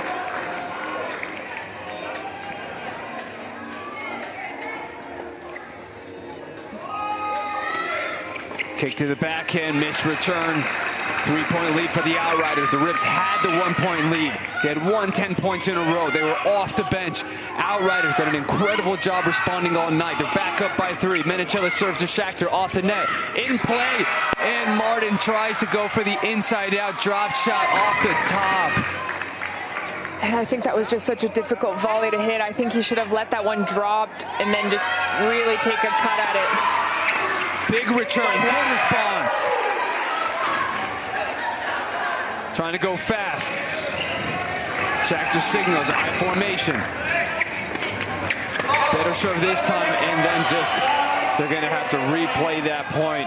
And again, the difficulty of that. Just a lot of these calls have not gone the Rips' way. Schachter thinking he had that +2 volley opportunity. Can they repeat it? Can they keep it together? They fought back the whole night. 3 minutes remaining before mixed doubles. I formation one more time. And now is not the time to overthink it or think at all. Like Coach Tori Hawkins said, just play, don't think. Good, he's ready. No, once again, they were in good position. They're going to have to replay the point. It's been a tough night for the technology team. I can understand the frustration for the Coach Hawkins. The interesting part is, I mean, it's just total luck. But, you know, you haven't seen the Outriders have to go through anything like that. No. It's always been the really rips. So it's just technology. So technology has no bias. But that's tough. The patience and everything the rips are having to go through to try to get their first win. It's tough, but they're battling hard. And it's been that way the whole season, too.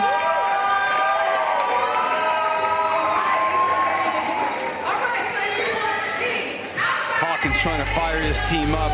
They get another matchup coming up tonight after this. It's been a lot of fun so far, but it won't be over when this ends. Smatzig on the altitude. Tomorrow night we got a doubleheader. The Freeze. They had a great performance on Thursday night.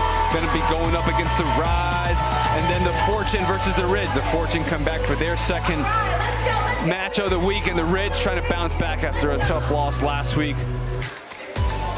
A lot of fun as the Rips are getting ready to get at it once again.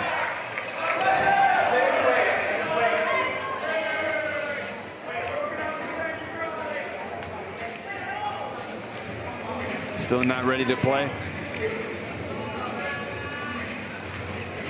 Just waiting for this timeout to get back in as they're getting everything settled.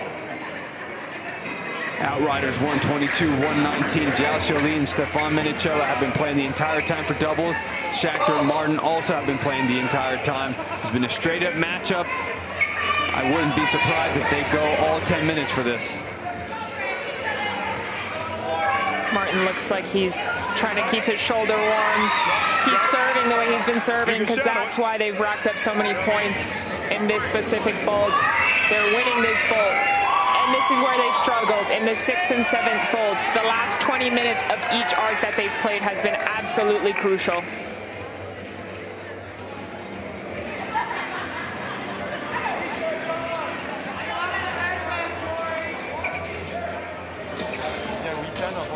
We do it with the legs. Aggressive with the legs. No, nothing else. We volley with the legs. We serve with the legs.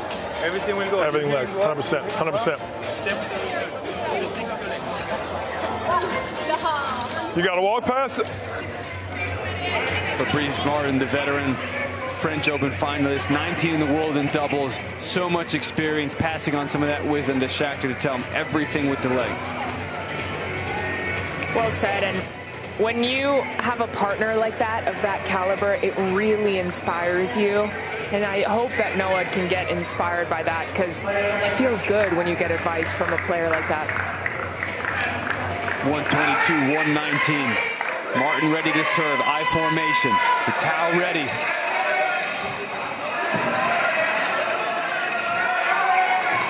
Good serve to get going. Gets it down low. Martin, good half volley. Ready one more time. Using the legs well. Schachter ready. Xiaolin goes deep. Point for the Rips. Great legs from both players there. Martin trying to rush it here. Martin wants to see that sign one more time. Deep into the body, off the net. Schachter ready, goes angle cross. Martin ready, reads it well. Xiaolin missing so many of these quick reflexes, and these ground tricks are going long. Rips within 2.5 minutes. Good kick out wide. We've seen body, body, body. Mixes up to go wide. We are tied one more time. The Rips keep answering. Big serve, even ready. Outriders one more time. Wow.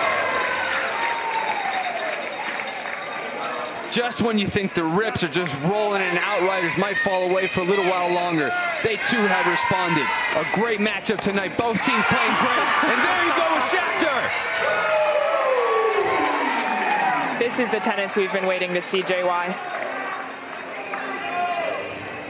Rips up by 1. Schachter to serve, high formation. Kick out wide, Schachter ready, reflex over. And just a touch. Still now, we're tied up again. Wait for Noah to be there and just get his hands on that racket, but I like how Siolin's really close to the net, trying to take it before they do. Martin gets caught right off the top of the net. Outriders retake the lead by 1.5 minutes. Mixed doubles is going to determine this when we come back after. But for now, men's doubles and a foot fault call. And that's the first time that something has gone wrong for the Outriders and actually gone in the Rips' way, and they are celebrating. That could not have come at a better time. They've been fighting so hard, waiting for their moment. That could give them that little extra belief that things are starting to go their way. Martin comes in, angle volley, Celine is ready. Big at Schechter, misses it. Outriders 1-point lead. Final minute of men's doubles.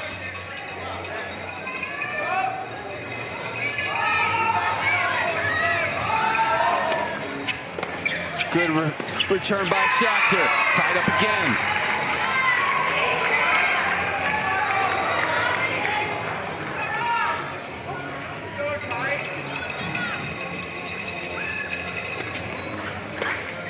Schechter electing to stay back this time. Celine goes down the line, misses it wide.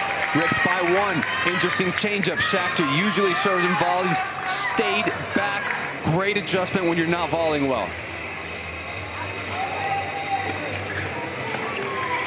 And when they see that the Outriders are going down the line a lot now just to keep them honest, but they're changing up their tactics and staying back so that they have the time to take that if they need to. And the Rips, both teams have been answering extremely well. But how good must this feel for the Rips? Finally, after clawing and scraping everything going against them, they have found themselves up 2 as we go into the final 10 minutes. Mixed doubles coming up to determine tonight's winner.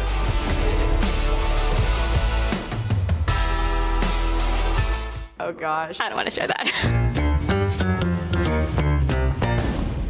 This might take a minute. Give me 5 seconds. Gotta start over. I don't even know what this is. It's a wave, a guy riding a tennis racket. Don't get your hopes up. Better artwork can be done, but screaming, come on. Imagine a fiery inferno.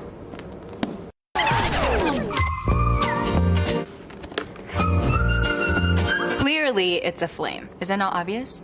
This was a really rough sketch. The ball gets smashed so hard, there's like fire behind it. This is what this thing looked like. You should look something like that, right? Like a ridge. Is that pretty good?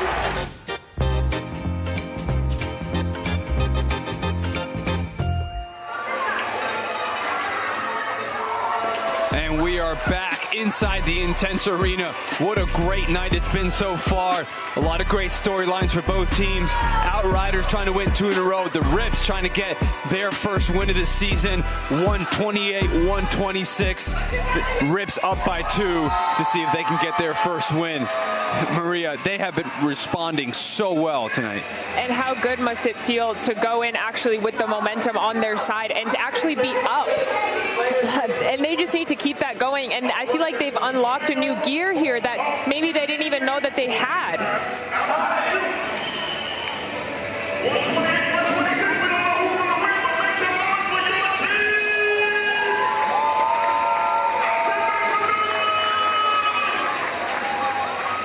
Noah Schechter going to get the start with Ali Bosova. Ali Bosova came in late last time in the mixed doubles, and they were down and couldn't get it back. This time she's going to get the start, but not in there where she's traditionally with Fabrice Martin. Fabrice Martin, I would say, has actually been the better player of the two between Schechter and Martin, but I think it's a little bit of a rest to get him back in. But Cabezas, great reflex there. Both rips at the net. Celine rips down the line. Good forehand this time to bring it down. He's missed so many of those long. Good adjustment. Well, and I think Fabrice has been the better player just because he's been the leader of that team. And I'm assuming we're going to see him come back later on in this bolt. Good kick to the Schechter backhand. Tied up one more time. 9.5 minutes until we find out who's the winner.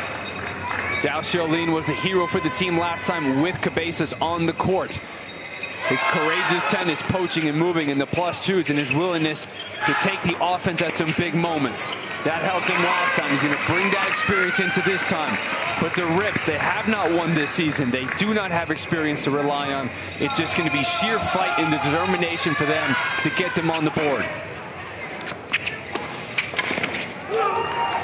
Cabezas ready. Bolsova there. All four at the net. Reflex inside out. Just wide.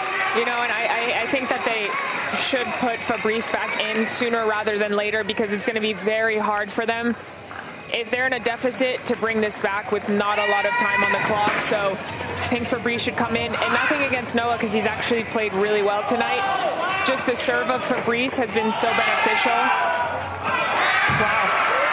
And especially when you're the Rips, you have 2 timeouts that you can still use. Yes. There are 3 on the board, but you can only use 2 in one single bolt.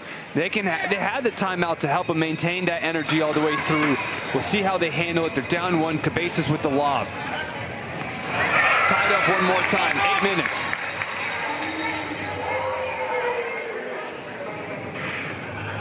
This is where we need energy from both benches. And that ball was going to go long, but it went so fast that Cabezas just reacted and misses the volley in the net. Rips 1-point lead.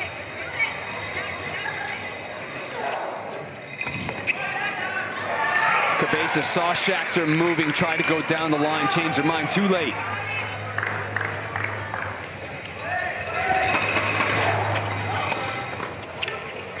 Good volley. Schachter tried to continue and follow it. Goes down the line. Schachter ready one more time. Wow. Does not look like he touched it. +2 for the Rips. They are up by 4. And you know what? Schachter's actually playing phenomenally well right now. Wow, and so is Aliona. The way that her base is so low and she's using her legs so well. And what Fabrice said about using their legs, every person on that team is now using their legs way better. Big forehand right at her. This is the sense of urgency where you were wondering when was it going to come. Yes. They got it, and they got a 5-point lead at the biggest moment of the night. This is what we've been waiting for, and it's so good to see that finally, because this is their potential. This is the players that they are. This is where they're supposed to shine in doubles. This is what they're built for. It's coming together. They're up 6 now. Outriders need a response with under 7 minutes. Big forehand, Ali Bolsova with the roar. Coach O'Connell's going to try to see if she can answer by putting Zoe Hammond in. Well, and I'm assuming Coach O'Connell is going to want to call a timeout soon now. She still has 2 left. Wow. A huge swing for the Rips. Like you said, when is she going to use those timeouts? If you're not going to do it now, what are you waiting for? The Rips are on fire. Another move. Well, and Bolsova and Schachter now 49 and 46 points for their team. And there is that timeout.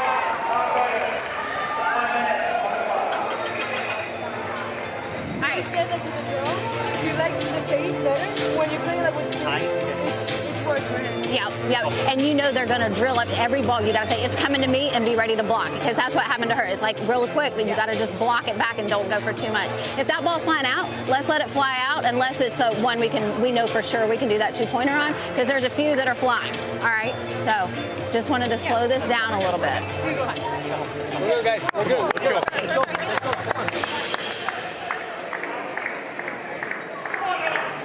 Trying to slow it down, but at the same time, Outriders do need to pick it up. Agreed. And it sounds like they were discussing going down in pace a little bit because the Rips are using pace really well. But I would say that they're actually creating pace pretty well now too. But I'm interested to see if there is a shift, if less pace is given from the Outriders. You know, the Rips have been doing such a good job attacking the person at the net. I'd be interested in going just 2 back. Yes. And just play two back versus 1 up, 1 back. Get the net person out of there and just do what you can off the ground strokes. And that was one that was flying out. Like Amy said, do not go for the ones that are flying out. Rips have their biggest lead of the night at 11. Return down the line. Bolsova's there. Top spin cross court. Going to be difficult to handle. At least got a racket on it, and it's only +1. Outriders down by 10 with 5.5 left. Hammond asking for the ball. Trying to get up there. Only 14 seconds in between points. 4, 3, 2. Gets it off. Good serve. Bolsova reads that move. Big +2. And the pace change of Bolsova tonight is incredible. she's hitting the ball so much bigger on every shot. Look at the look on her face. She's determined to get the win tonight. Yes, and I don't think that miss is going to bother her whatsoever. I think she's full force.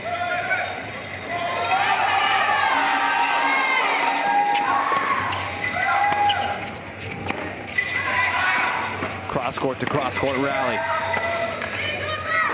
Schachter doing a good job. Bolsova, the presence at the net. Schachter, loud down the line, comes forward, pops up, Ciolin, and the plus two they've been waiting for.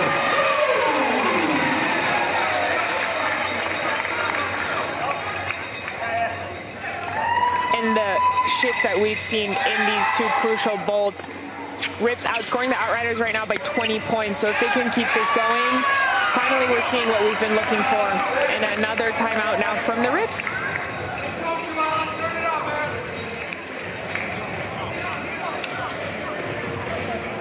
Rolling right now. We're rolling. All right, you good? Good. And the lob was exquisite. Just come in and stick that ball. Come on, come on. Keep in your game. Let's take your time. And let's make the girl beat us. And let's make the girl beat us. You know what I'm saying? Come on. Coming up next, we have the Altitude that are getting ready to take the court versus the Smash. Now Keita going away, warming up. They're going to look to bounce back after a tough loss. She had a great week one performance. Let's see if she can help her lead her team to victory. But the Outriders right now, Rips have all the momentum. Outriders won 3 points in a row after they were down by double digits. Got it to within 8, 4.5 minutes left. You can expect it with the coaching from Hawkins. They're going to target Hammond at the net right off this return.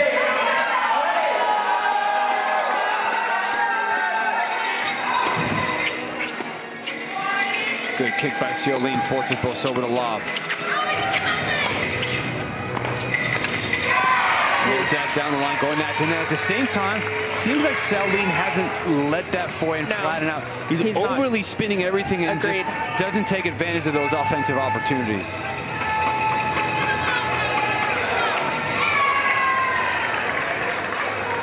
And yes, in doubles, his heavy ball can bounce off the ground, but it's more important the way that it flies through the air, because if he's hitting it too high over the net player has a lot of time to look for it on the Rips. The Rips need to make sure that they're not making too many mistakes here and they're not rushing it. I think they need to run down the clock as much as they can. Hammond, good serve to Schachter. 2 returns missed in the net by the Rips. Outriders within 6. They've come back before. They know that they can do this. The Rips have not won yet. For them, is the doubt going to creep into their mind, especially if they lose this point? Big return down the line, rising up to the occasion.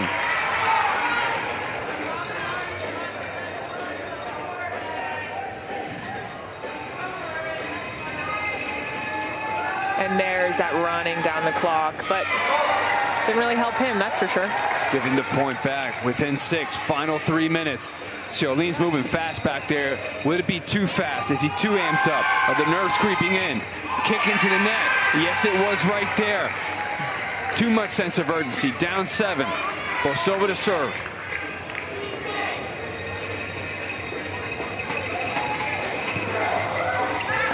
Hammond goes down the line. Goes high. Hammond right at her. Wow! Big shot and a big moment for Schachter and the Rips. Hammond had the offensive opportunity. Schachter one more time. 4 points in a row. And I love to see the confidence that Schachter has right now and kind of the swagger that he's working with. It's helping him play some good tennis, that's for sure. And then the Outriders kind of run out of options. They're spraying a few mistakes here. Putting Cabezas in at a really difficult time when she hasn't seen the court in a long time. Cold, it's going to be tough. Ciolin going to go big. Cabezas ready. Angle volley winner. 2 minutes remaining. They're down by 10. Can Ciolin play heroics one more time? He's close to the net. You know he's going to hug the middle and look to poach. Bolsova goes right out of it, sensing that. Down the line rally. I think Schachter could have taken that ball maybe. Bolsova covers the lob. Cabezas finds her forehand. Both are going forward. Big one right at the Outriders, but that took a lot of time off the clock. 1.5 minutes remaining. If you're Ciolin, you have to poach. You got to take the chance. He does poach. He gets there with the touch. Only +1. Down by 8. If you're Charlene, you go fake and cover the middle. Oh, he went full out. Bolsova's so big, I don't know if it would have mattered if Charlene faked and stayed. Big shot in a big moment. One more time by the Rips. The way that Bolsova has been returning that down the line has just been incredible. Final minute. And the Outriders do look defeated in this moment. They've had so many answers, but the Rips having to overcome so many momentum shifts. So many times that they were down. They stayed with it, and they find themselves in a winning moment. 45 seconds. Charlene gonna play quick. Big one more time. Just long. And Bolsova's going to run down this clock as much as she can. These final 30 seconds, the Rips are going to be very happy with this one. He's going to take this one as quick as he can, but I don't think that there's enough time on this clock.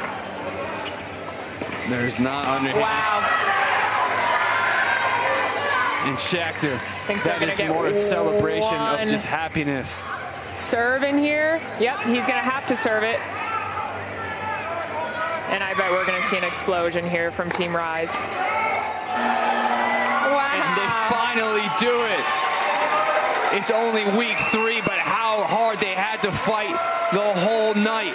Getting into that position, that is a big-time celebration and a big-time moment as we get to look at tonight's prize money powered by Payment Labs, where they get $9,000 on top of that. What a fun night, Maria. And I'm so happy for them because they have gone through so much this season and they've had some tough losses. So I'm happy that they got the win, but Outriders still a very strong team, still have played super well, JY. Yeah, a great moment. Outriders will have to bounce back. Both of these teams are going to be 1 and 2. The Rips definitely feeling better. That's it for us right now, but when we come back, we got another great matchup coming up shortly.